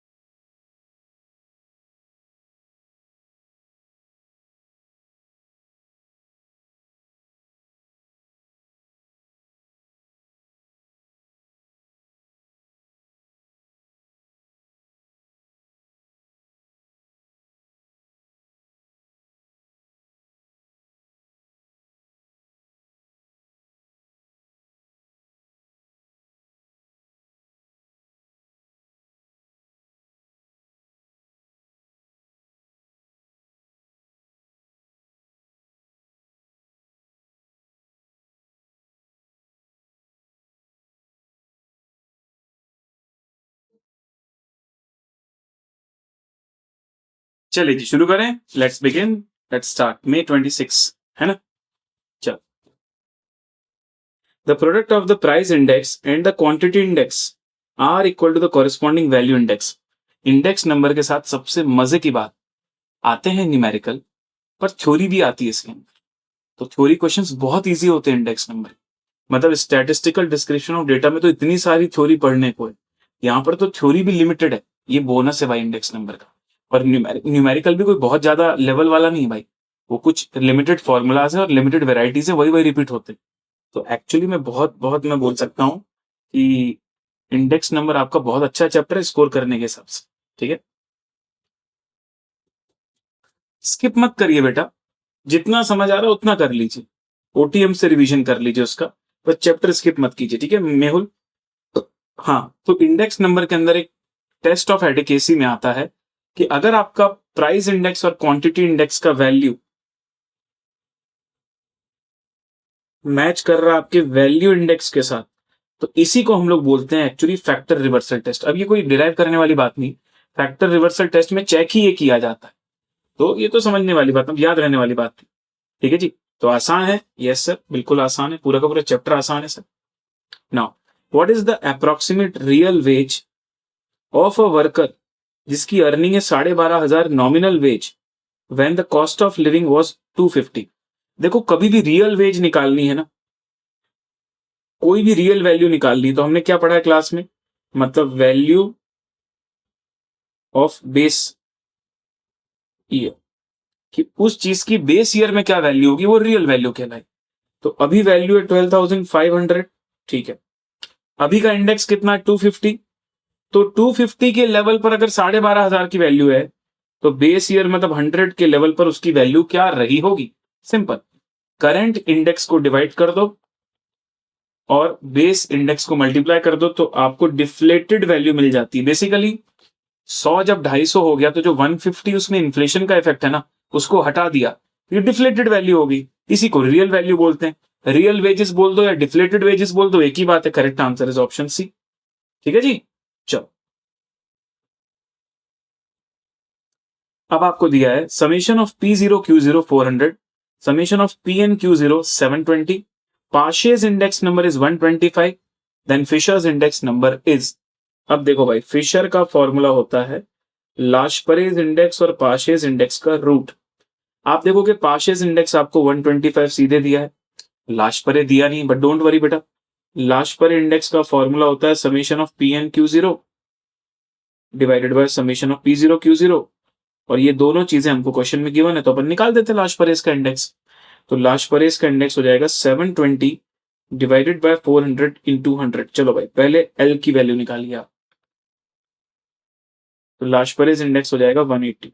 अब एक बार मुझे लाशपरेज इंडेक्स 180 मिल चुका है, now I will calculate Fisher index that is 180 into Paasche's index that is 125, और इसका कर देता हूं स्क्वायर रूट। 180 इंटू 125 का square root, the answer is 150। So Fisher's index अपना हो गया 150, ऑप्शन सी। बताइए question 3 option C, boys and girls, ladies and gentleman, is it clear and आसान है एवरीवन? Yes sir. तो ये अपना निकल चुका है पार्शियस इंडेक्स, बढ़िया था सर। फिशर्स इंडेक्स कोई दिक्कत नहीं। चलो, अब प्राइस इंडेक्स नंबर जिसका बेस 2000 शो था, जब बेस 2000 था ना, तब 2010 में उसका इंडेक्स था 140 और 2020 में उसका इंडेक्स था 210। अब आपसे पूछ रहा है what is the index for 210 when the base is shifted to 220। अगर आपने अपने बेस को शिफ्ट कर दिया 2020 में, तो अब रिवाइज इंडेक्स वैल्यू क्या आएगी। अब आपको याद होगा हमने एक शिफ्टेड प्राइस इंडेक्स पढ़ा हुआ है, और शिफ्टेड इंडेक्स के अंदर हमने पढ़ा हुआ है कि जो आपका ओल्ड वैल्यू होता है ना इंडेक्स का, उसको आप ले लो, डिवाइड कर दो index on which base is shifted, जिस ईयर में बेस शिफ्ट हो गया उसको डिवाइड कर दो और इनटू कर दो 100। और हालांकि मैंने जब ये पढ़ाया था तब ये भी बोला था कि अगर ये फॉर्मूला ना भी होता तो कॉमन सेंस से भी आप प्रोपोर्शनेट वैल्यू निकाल सकते थे।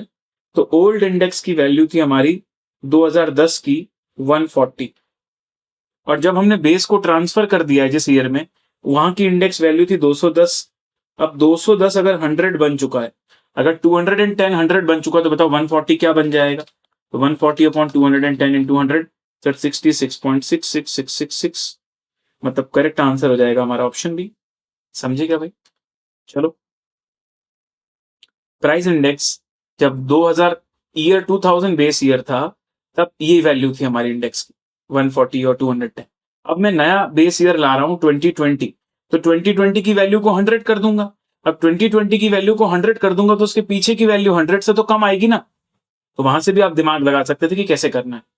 और फिर भी अगर मैं बोलूं तो मैंने शिफ्टेड इंडेक्स का फॉर्मूला पढ़ाया हुआ है कि भाई जो ओरिजिनल इंडेक्स नंबर है वो divided by index on which the base is shifted का इंडेक्स नंबर इनटू 100। किसी भी तरीके से आप सेम चीज निकाल सकते हो। क्लियर एंड डन करते हैं, आगे बढ़ते हैं sir. Again a very easy question from May 26, which formula correctly represents the Fisher's price index? Sir ये आप देखोगे तो ये लाशपरे का फॉर्मूला है, ये पाशे का फॉर्मूला है। लाशपरेज इंडेक्स और पाशेज इंडेक्स को मल्टीप्लाई करके रूट करते हैं तो फिशर मिल जाता है। दैट्स वाई क्वेश्चन 5 का करेक्ट आंसर ऑप्शन ए है। आसान नहीं, बहुत आसान है। ठीक है जी, चलो भाई। तो May 26 पांचवा सवाल, वेरी इजी, आगे बढ़ता हूं। सर इसमें से कौन से टेस्ट को जाना जाता है शिफ्ट बेस इंडेक्स नंबर के नाम से? ऐसा हो चाहे सवाल, या फिर आपसे पूछ दे कि कौन सा टेस्ट ऑफ एडिकेसी है जिसमें आप ईयर टू ईयर चेंज करते जाओ and it is desirable to shift the base, या फिर कौन सी प्रॉपर्टी इंडेक्स है जो अलाउ करती है shifting of the base year without referring each year to the original base? तो सर ये सब का मतलब एक ही है, सर्कुलर टेस्ट। जहां भी base shifting base shifting base shifting की बात करें, सर सर्कुलर टेस्ट याद रख लो। ऐसे थ्योरी क्वेश्चन में तो अब क्या ही बोलूं मैं तुमको भाई। और देखो 3 बार ऐसे घूम घूम के वही सेम सवाल पूछा गया है। Which index number uses current year weight? आपने वेटेड इंडेक्स नंबर के अंदर पढ़ा है लाशपरे, पाशे, फिशर एक्सेट्रा। तो कौन सा ऐसा इंडेक्स नंबर है जो करंट ईयर के वेट को यूज करता है, करंट ईयर की क्वांटिटी को? सर पाशेस। लाशपरे क्या करता है, बेस ईयर की क्वांटिटी। तो लाशपरे को कैसे याद रखा था हमने? लाशपरेज मतलब लास्ट, और पाशेस मतलब प्रेजेंट, प्रेजेंट मतलब करंट। ठीक है, तो विद दैट क्वेश्चन 40 का करेक्ट आंसर है option D, Paasche's index. Now Fisher ideal index number is defined as the, Fisher index number निकालने के लिए आप लाशपरेज और पाशेस का क्या करते हो? अरिथमेटिक मीन या geometric mean? Geometric mean. Arithmetic mean तो बाउलेज इंडेक्स निकालने के लिए करते हैं, पाशेस के लिए तो दोनों को मल्टीप्लाई करके रूट किया जाता है, मतलब ज्योमेट्रिक मीन किया जाता है। Which of the following index does not satisfy time reversal test? अब देखो भाई, टाइम रिवर्सल टेस्ट की बात करूं ना, इसके अंदर क्या देखा जाता है कि P01 और P10 की वैल्यू 1 के बराबर आ रही है कि नहीं, इसको टाइम रिवर्सल टेस्ट बोलते हैं। और ये 2 टेस्ट हमारे सेटिस्फाई करते हैं, कौन कौन? एक तो फिशर सेटिस्फाई करता है, प्लस मार्शल एजवर्थ जो है ना, वो भी इसको सेटिस्फाई करता है। अब उस बेसिस पर ना इस क्वेश्चन का ऑप्शन थोड़ा कंफ्यूजिंग आ गया था पेपर में, क्योंकि अगर मैं तुमसे बोलूं कि एजवर्थ और फिशर ये 2 लोग सेटिस्फाई करते हैं, तो फिर सेटिस्फाई कौन नहीं करते? तो इसमें आंसर आएगा पाशेस एंड बावलेस। तो सर बी सही आंसर है या डी सही आंसर है? Both are correct. सर फिर आईसीआई, आप आईसीआई का सजेस्टेड आंसर जाके देखो, उन्होंने बी एंड डी टिक किया हुआ है। तो सर सबको ग्रेस मार्क्स मिला होगा? नहीं, बी जिसने टिक किया उसको भी मार्क्स मिल गए होंगे, जिसने डी टिक किया उसको भी मार्क्स मिल गए होंगे, पर जिसने छोड़ दिया उसको कोई मार्क्स नहीं मिले होंगे। मतलब या तो बी या तो डी, दोनों में से कोई एक भी अगर आपका टिक है ना, तो आपको इस क्वेश्चन में सही आंसर मिल गया होगा। तो कभी कभी ऐसी मिस्टेक हो जाती है पेपर सेटर से कि वो कोई ऐसा क्वेश्चन देते जिसमें एक से ज्यादा आंसर निकल आते हैं। हाँ, चारों ही आंसर नहीं है तो फिर ग्रेस मिल जाएगा, अगर चारों ही आंसर गलत है ना तो ग्रेस मिल जाएगा। पर यहां तो सर हमारा बी और डी दोनों ही सही, बोथ आर करेक्ट। ठीक है जी, चलो देखो फिर से आ गया टेस्ट ऑफ शिफ्टेबिलिटी ऑफ बेस, इसी को सर्कुलर टेस्ट बोलते हैं। कौन सी सैंपलिंग टेक्निक जो है इंडेक्स नंबर के कंस्ट्रक्शन में यूज होती है? सर इंडेक्स नंबर में ऐसे एक जिक्र है एक जगह पर लिमिटेशंस के दौरान कि सैंपलिंग की वजह से इंडेक्स नंबर की वैल्यू गलत हो सकती है। इस चीज को बचाने के लिए आपको रैंडम सैंपलिंग यूज करना चाहिए। यस सर, अगर इन सभी में से अगर मैं अप्रोप्रिएट वर्ड यूज करूं, थोड़ा जनरलाइज वर्ड, तो वो होगा हमारा रैंडम सैंपलिंग। जी हाँ, for the purpose of creating index number, अगर आपको डेटा जो है वो सैंपल वाला लेना पड़े तो which type of sampling you will prefer? You will prefer random sampling. Now two indices that is current on base and base on current should be reciprocal to each other. ये कौन से test की condition है भाई? जब तुम बोल रहे हो 0 1 और 1 0 तो उसका मतलब यही तो है कि जिसको करंट माना तो उसको बेस मानो, जिसको बेस माना तो उसको करंट मानो। ऐसे उल्टे और सीधे दो तरीके से इंडेक्स निकाल के मल्टीप्लाई करो, 1 आना चाहिए। इसका मतलब क्या? ये दोनों एक दूसरे के रेसिप्रोकल होने चाहिए। हाँ, वही तो ऊपर लिखा हुआ है कि भाई करंट ऑन बेस का इंडेक्स, बेस ऑन करंट का इंडेक्स, ये आपस में एक दूसरे का क्या होना चाहिए? It should be reciprocal of each other. ठीक है सर, तो इसके साथ हमारा आंसर यहां पर आ जाएगा time reversal test. Clear everyone? चलो, from 2015 to 2025 the consumer price index increased from 125 to 196. During this period, salary of employee as per the 7th pay commission was revised from 25,000 to 37,250. In real terms, employees should get following amount as an additional amount to maintain the standard of living, previous standard of living. वो ये कह रहे हैं भाई कि देखो, timeline समझना थोड़ी सी। 2015 से लेके 2025, इन 10 सालों में जो आपका सीपीआई था, कंज्यूमर प्राइस इंडेक्स, 125 से 196, तो ये आपको एक महंगाई का लेवल बता रहा है। ठीक है, अब बंदे की सैलरी में पहले 25,000 थी। ठीक है, तो अगर same standard of living maintain रखना है ना बंदे को, तो उसकी इनकम, उसकी सैलरी भी उसी प्रोपोर्शन में बढ़नी चाहिए। तो 25,000 डिवाइडेड बाय 125 इंटू 196, बताओ भाई कितना आ रहा है? सर ये आ रहा है 39,200। नाउ उन्होंने, मतलब कंपनी वालों ने उसकी सैलरी बढ़ा दी, पर कितनी बढ़ाई सर? 37,250 ही करी। तो कितना कम पड़ रहा है, मतलब एडिशनली और कितना बढ़ा देना चाहिए सर? 1950 की कमी। बस यही एडिशनल फिगर तुमसे पूछ रहा है। आई क्या बात समझ में? सो the correct answer will be 1950। मैं फिर से रिपीट करता हूं सर, 2015 से 25 में महंगाई का दर 125 से बढ़ के 196 हो गया। ठीक है, और सैलरी 25,000 जो थी तो वो हो जानी चाहिए 39,200, पर इनकी रिवाइज सैलरी आई है 37,250। तो इंक्रीज तो हुई है, बट थोड़ी इंक्रीज होने में कमी है। तो कितना और एडिशनल अमाउंट आ जाए ताकि previous standard of living maintain हो जाए? Sir 1950, that is option B. Clear है भाई? 31 डन करता हूं, आगे बढ़ता हूं मैं। If consumer price index number is 750, then purchasing power of 1 rupee. कभी भी आपको purchasing power of 1 rupee निकालना है ना,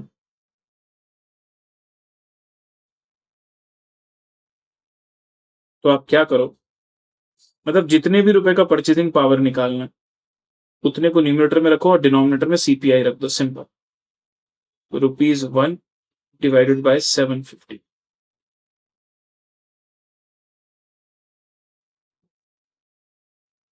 अब ये आ रहा है सर 0.00133, पर ये तो रुपए में आया ही नहीं आंसर, ये तो रुपीस में आया है, बट बहुत ही छोटी वैल्यू, तो इसको पैसे में कन्वर्ट कर देता हूं इंटू 100 करके, तो 0.133 पैसा।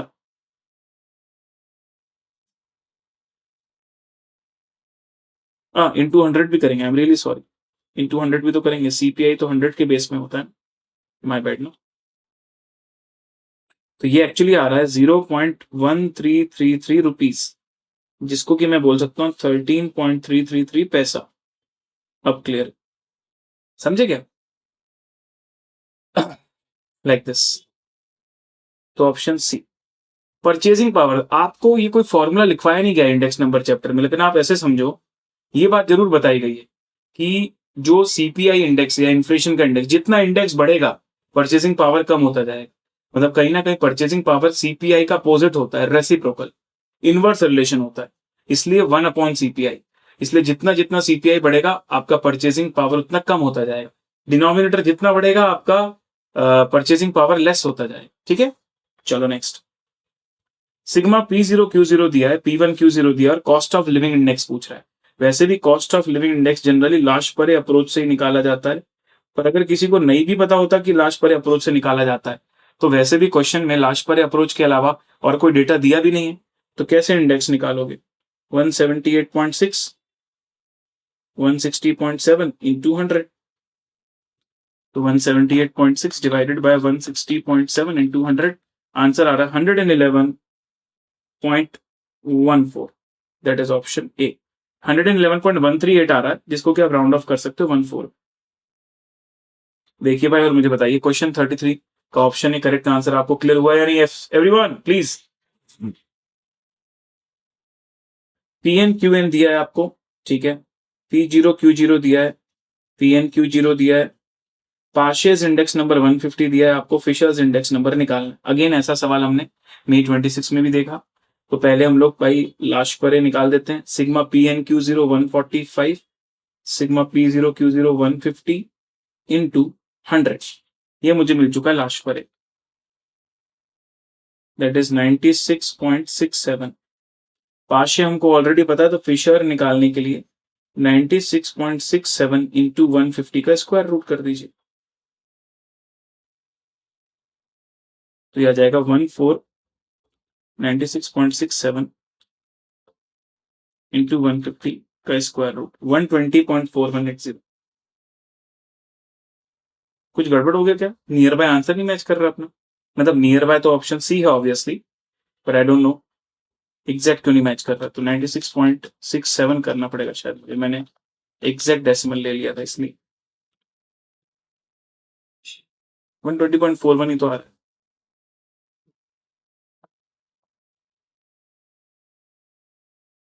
ठीक है, 41 ही आ रहा है भाई, यही आ रहा है, कोई बात नहीं, कोई होगा एरर।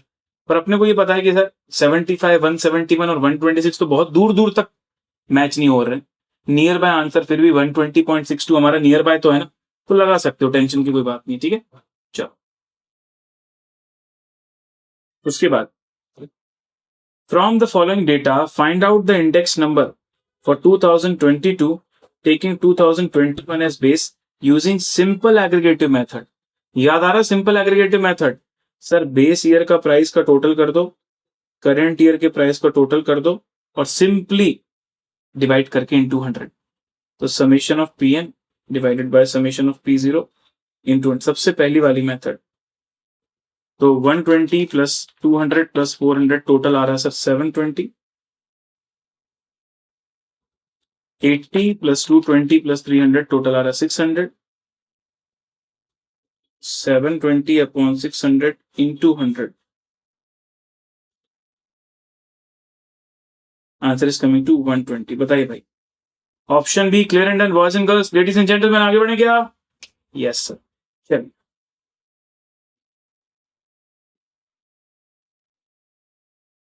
अच्छा, पिछले वाले में उन्होंने 96.67 को 97 कर दिया राउंड ऑफ करके। अच्छा गैस किया भाई तुमने, सुपर गुनर। अगर इसको राउंड ऑफ करके 97 कर दिया जाए और फिर ट्राई किया जाए ना, तो आंसर मैच कर जाएगा। कुछ ज्यादा राउंड ऑफ नहीं कर दिए, पर ठीक है, ऐसा करने से 120.62 आ रहा है, पर ठीक है, मतलब आपने गलत नहीं किया था, राउंडिंग ऑफ का डिफरेंस था। चलो भाई, क्वेश्चन 28 तो आसान है, ये तो सबसे इजी मेथड है सर, सिंपल एग्रीगेटिव, इसमें तो कुछ भी नहीं करना होता। Now the prices of a commodity in the year 2015 and 2020 were 50 and 60 respectively. Then the price relative of 2015 on 2020 of 2015 बोला, तो जब ऐसे बोले ना 2015 on 2020, तो ये कहलाता है करंट। जिसका नाम पहले लिखा है वो करंट, और ऑन के बाद जो ईयर लिखा है वो बेस कहलाता है हमेशा। जैसे 1 on 0 लिखा होता तो 1 का इंडेक्स निकाल रहे 0 बेस लेके, और 0 on 1 लिखा होता तो 0 करंट लेके 1 बेस लेते वैसे, ठीक है। अब यहाँ 2015 करंट है और 2020 बेस है, तो 2015 करंट, 2015 की वैल्यू 50 अपॉन बेस 60 इंटू 100, तो बताओ प्राइस रिलेटिव क्या आएगा। अब फ्लो में लोग इसमें क्या करेंगे ना, इस क्वेश्चन के अंदर 60/50 इंटू 100 कर देंगे, बट समझो ध्यान से भाई, इसका आंसर 60/50 इंटू 100 नहीं आ सकता, it has to be 50/60 into 100। ठीक है, समझे क्या मेरी बात? Everyone, boys and girls, ladies and gentleman, जल्दी से बताइए फास्ट, क्विकली एवरीवन। 83.33 अभी क्लियर है? Yes sir. Following chain base index number आपको दिए, find out the new chain base index number for 2020 bye shifting the base by year 2019। अभी बताओ currently base कहां है? सर ये बेस है ओल्ड वाला, दिस इज ओल्ड बेस। अब आप बेस को शिफ्ट करना चाहते हो किसमें, 2022 में, नहीं 2019 में, तो न्यू बेस आपका हो जाएगा 2019। ठीक है, इसका मतलब आप 2019 का वैल्यू कर दोगे 100, तो अकॉर्डिंगली बताइए 22 की वैल्यू क्या हो जाएगी। तो मैं बोलूंगा सर, अगर 100 becomes the value for 120, so the value for 150 will become what? 100 upon 120 into 150, that is coming to 125. The correct answer is option A. अगर ऐसे नहीं करना है, फॉर्मूले से करना है, तो वो भी बता दूं आपको। ओरिजिनल इंडेक्स या ओल्ड इंडेक्स जो था वो लिखो, फिर index of year on which base is shifted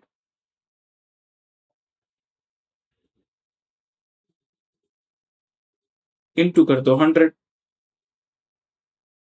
तो मेरे भाई ओरिजिनल इंडेक्स अपने को दिया हुआ है कितना, 2022 का 150, जिस ईयर में बेस शिफ्ट हो रहा है उसका इंडेक्स दिया 120, इंटू कर दो 100। सर वही तो आ रहा है, सेम बात तो भैया ना, आंसर विल बी 125 होंगे। बताइए जी everyone, boys and girls, ladies and gentleman, clear and done है? अच्छे से बताइए, fast, cool, champs. Okay sir,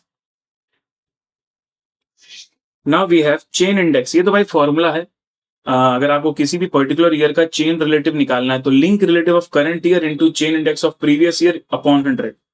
link relative current year chain, option C is the correct. थोड़ा ब्लर्ड होके लिख गया है, तो डोंट माइंड इट, बट आपको मैं बता दूं भाई, ये पेपर में डायरेक्टली भी पूछा जाता है, क्लास में भी हमने डायरेक्टली किया हुआ, बहुत ईजी चीज है, सीधे फॉर्मूला और कुछ नहीं है।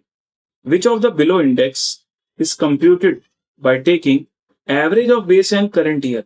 आपको याद होगा जो मार्शल एजवर्थ वाला फॉर्मूला है ना, उसमें हम लोग एक्चुअली करते हैं sum of Q1 and Q0, sum of Q1 Q0 करते हैं, बट उसका फंडामेंटल जो है, उसका जो रियल लॉजिक है मैंने क्लास में बताया हुआ, it is actually the average of Q0 and Qn। वो तो अपॉन टू कैंसिल हो जाता है। तो the real logic of index number where base year and current year is average, that is Marshall Edgeworth. ठीक है, the prices of the goods change in the same ratio. अगर आपके prices जो है वो सेम रेशियो में change हो रहे हैं, मतलब बेस ईयर से करंट ईयर में आप जा रहे हो और प्राइसेस सेम रेशियो में चेंज हो रहे हैं, सेम नहीं है, सेम रेशियो में चेंज हो रहे हैं, तो फिर क्या होगा ना कि तुम क्वांटिटी कोई भी एक जैसी रखोगे। अगर प्राइस प्रोपोर्शनेटली चेंज हुआ है ना, तो लास्ट पर यूज करो या पाशे यूज करो, तुम्हारा इंडेक्स बदलने वाला नहीं। क्योंकि देखो, तुम जब लास्ट पर लेते हो तो तुम पुरानी क्वांटिटी लेते हो, पाशे में नई क्वांटिटी लेते हो, पर प्राइस अगर प्रोपोर्शनेटली चेंज हुआ है तो दोनों का इफेक्ट दोनों में सेम ही आएगा। डिसप्रोपोर्शनेट चेंज होता है ना, तो फिर क्वांटिटी का इफेक्ट आ जाता है। पर अगर प्रोपोर्शनेट चेंज हुआ है प्राइस में, तो फिर तुम लास्ट पर लगाओ चाहे पाशे लगाओ, तुम्हारा इंडेक्स का जो आंसर आना वो इक्वल ही आएगा। ठीक है ना? भाई इतना tough question, oh my God. Last पर 125 दिया है, पाशेज आपको 500 दिया, और फिशर पूछ रहा है आपसे, लो भाई 125 into 500 square root, is it 250? Yes sir, option B 250। Now when the cost of beverage, this is important one, थोड़ा सा लेवल वाला है भाई। When the cost of beverages increase by 40%, अगर आपकी बेवरेजेस की कॉस्ट 40% इंक्रीज हो गई है, the person said that rise has increased his cost of living by 8% before the change in the price. The percentage of his cost of living was due to buying the beverages is, देखो भाई क्या हो रहा है, बंदे का cost of living बढ़ जा रहा है। कह रहा है बेवरेजेस, कोल्ड ड्रिंक का प्राइस 40% बढ़ने से एक बंदे का, कोल्ड ड्रिंक का प्राइस 40% बढ़ जाने से एक बंदे का खुद का जो बजट है वो 8% से गड़बड़ा गया है। मतलब 40% का इफेक्ट उसको 8% के बराबर आ रहा है। कोल्ड ड्रिंक के 40% महंगा हो जाना उस बंदे को उसकी कॉस्ट ऑफ लिविंग कितने से बढ़ा दे रहा है? 8% से। बताइए कोल्ड ड्रिंक का, बेवरेजेस का उसके कॉस्ट ऑफ लिविंग में कितना प्रतिशत हिस्सा है? तो वैसे तो मैं शॉर्टकट बता सकता हूँ, 8/40 इंटू 100, 20%, लेकिन थोड़ा सा फॉर्मल वे में भी समझाता हूं ताकि आपको लॉजिकल भी समझ में आए क्या हो रहा है। लेट इनिशियल, मतलब महंगाई आने से पहले, initial cost of living and beverage cost be capital P and capital B respectively. तो मेरा बेवरेजेस का कॉस्ट था B और total cost of living index था P। जब मेरा बेवरेज कितने परसेंट से महंगा हो गया, 40% महंगा हो गया, तो एक्चुअली अब वो कितना हो गया होगा पता, 1.4 भी हो गया होगा। या फिर अगर मैं इन शॉर्ट बोलूं कि उसके अंदर इंक्रीज कितना आया होगा, तो तुम बोलोगे 0.4 बी का इंक्रीज आया होगा। भाई बी का 40% मतलब 0.4 बी 40% बढ़ गया, मतलब 0.4 बी से बढ़ गया।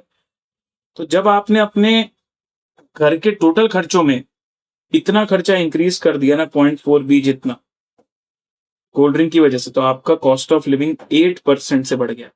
अब आप समझो ध्यान से, क्या मैं इस इक्वेशन फॉर्मेट में बना सकता हूं इसको, that P plus 0.4 B gives you 0.8 P।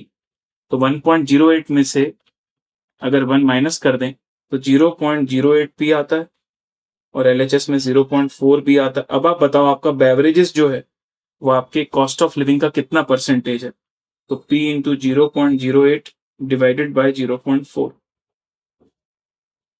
तो 0.08 divided by 0.4 sir that is 0.2, मतलब 20% of initial cost of living. अब आप थोड़ा ध्यान से देखोगे तो आपको 20% समझ में आ जाएगा, लेकिन मैं बोलूं थोड़ा सा मैथ्स का बेसिक आइडिया होता ना आपको तो समझ जाते कि 8% मतलब 40% का इफेक्ट 8% के बराबर है। मतलब एक्चुअली बेवरेजेस के बढ़ जाने से मेरी पूरी महंगाई नहीं बढ़ जाती, 8 का इफेक्ट 40 के बराबर है। तो 8 आउट ऑफ 40 कितना परसेंट होता है, 8 आउट ऑफ 40 भी तो 20% ही होता है भाई। तो वैसे डायरेक्ट भी निकाल सकते थे, बट थोड़ा सा इस वे से आपको अगर समझने में हेल्प मिल जाए तो आप रेफरेंस के लिए ले सकते हो। बाकी तो मैं बोलूंगा इसको समझ लेने के बाद अब शॉर्टकट से कर लो।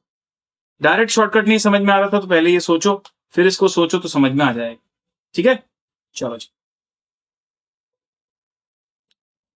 अगला है हमारे पास सवाल, given that Pn Qn P0 Q0 Paasche's index number, what is the value of P0 Qn।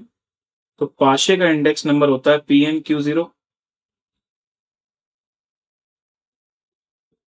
Pn Q0 और नहीं सॉरी पाशेस है ना, माय बैड। पाशे का फॉर्मूला था Pn Qn upon P0 Qn। लाशपरे का होता है Pn Q0 divided by P0 Q0 और पाशेस फॉर्मूला होता है Qn को हम लोग लेते हैं वेट में, तो Pn Qn upon P0 Qn into 100।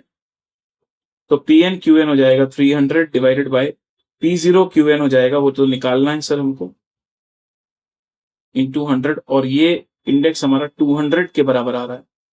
तो अब आप बता दो 200 कैसे आ रहा होगा। सर 200 तो तभी आ रहा होगा जब आपने डबल किया होगा, डबल तो तभी होगा जब पहले ये 150 रहा होगा, यस, और क्या, P0 Qn रहा होगा 150। देखो ध्यान से, कोई बड़ी बात नहीं, इट शुड बी 150। तो your P0 Qn should be 150, तो वो 150 डबल होके 300 हो गया होगा। ठीक है ना, इसको आप ऐसे मतलब ऑप्शन से पुट करके ट्राई करके भी देख सकते थे तो भी आपका काम हो जाता कि भाई मैं 300 को 150 से डिवाइड करता हूँ और इंटू 300 अपॉन 150 इंटू 100 करता हूँ तो 200 आ जाता है, लाइक दैट। ठीक है ना, चलो।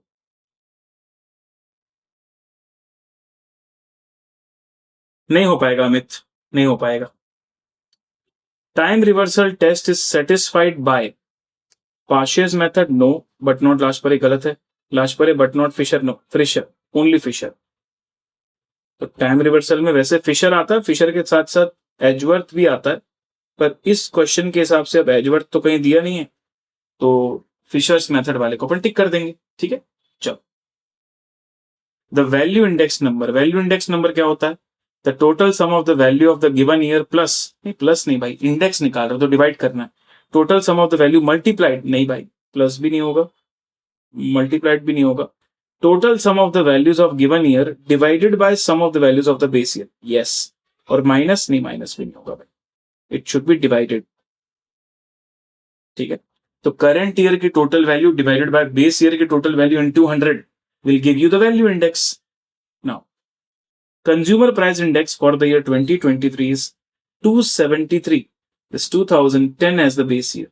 The average monthly age is is 8190, what is the real veg? अब रियल वेज मतलब उसको पीछे लेकर जाना अपने को, तो 8190 उस समय की वेजेस है जब इंडेक्स हमारा किस लेवल पर बैठा हुआ है, 273, और रियल वेज निकालना मतलब 100 के लेवल पर लेकर जाना। भाई May 26 में भी ऐसा क्वेश्चन था, तो ये आ जाएगा 3000, ऑप्शन ए। ठीक है जी, अरे समझो ना, current value upon current index into 100 will give you deflated value या real value. During a certain period cost of living index goes from 110 to 200. At the same time, salary goes from 330 to 500. What is the increase in the real terms? आपकी salary का real terms में कितना increase है ये अपने को बताना है। तो आपका कॉस्ट ऑफ लिविंग इंडेक्स 110 से 200 पहुंच गया, सैलरी आपका 330 से 500 पहुंच गया, तो what is the raise in the salary in the real terms? Real terms मतलब दोनों को आप डिफ्लेटेड वैल्यू निकालो, दोनों की रियल वैल्यू निकालो। तो मैं बोलूंगा सर 330 वाली सैलरी 110 के लेवल पर थी, तो 100 के लेवल पर कितनी कहलाएगी? 300। और 500 वाली सैलरी 200 के लेवल पर है, तो 100 के लेवल पर मतलब रियल वैल्यू क्या कहलाएगी उसकी? Sir it should be 250। तो अगर आप रियल का कंपैरिजन करते हो ना, तो इसमें कोई गेन नहीं है sir, there is a loss by ₹50। समझे क्या थोड़ा भाई क्या हो रहा है? ट्राई टू अंडरस्टैंड क्या हुआ है यहाँ पर। रियल वैल्यू मतलब दोनों को बेस के टर्म्स में निकालो और फिर कंपेयर करके देखो, तो आपको समझ में आ जाएगा कि एग्जैक्टली क्या हो रहा है। ठीक है दोस्तों, इसके साथ हम लोगों ने सितंबर 24 तक के अगर देखा जाए तो इंडेक्स नंबर के भी क्वेश्चन कर लिए। इसके और पहले के जून 24 और उसके बिफोर के क्वेश्चन अगर आप देखना चाहते हो तो फोकस बैच 1.0 में मैंने वो भी करवाए। पर मैं अगेन बोलूंगा डिपेंडिंग ऑन टाइम, अगर आप इतना कर पा रहे हो सफिशिएंट है। अगर आपको एक्स्ट्रा टाइम मिलता है और आपको लगता है मुझे और पीछे तक जाके करना है, तो never ending, it is never ending, जितना ज्यादा करोगे अच्छा है, पर एक बैलेंस मेंटेन करके चलना। ठीक है, चलिए भाई दैट्स ऑल। तो आज का सेशन यहीं पर समाप्त करते हैं। Thank you so much boys and girls, ladies and gentleman. अब मैं आप लोगों को मिलूंगा वापस से टुमारो, और कल का हमारा शेड्यूल है chapter 1 to 3 I guess, ratio proportion indices log, और उसके बाद है आपका इक्वेशंस और लीनियर इनइक्वालिटी। मतलब अगर वेटेज वाइज बात करूं तो रेशियो प्रोपोर्शन 4 नंबर का, इक्वेशंस 4 नंबर का, 4 4 6 और 2 8, 8 मार्क्स के आसपास का वेटेज हमारा कल के सेशन में कवर होगा। तो अब एग्जैक्टली अगर देखा जाए तो हमारे 2 ही सेशंस बचे हैं, 12 अगस्त टुमारो, और परसों हम लोग करेंगे chapter 5 6 7 permutation combination sequence series और सेट रिलेशन फंक्शन। इस तरीके से 12 और 13 अगस्त में बचे हुए चैप्टर्स भी अपने निपट जाएंगे। एक्चुअली देखा जाए तो मेजर पोर्शन अपना कवर हो चुका है आज तक में। ठीक है ना, चलो thank you so much guys, bye bye, take care, see you all, मिलते हैं tomorrow and also day after tomorrow, and will end this series. See you all, bye bye, take care.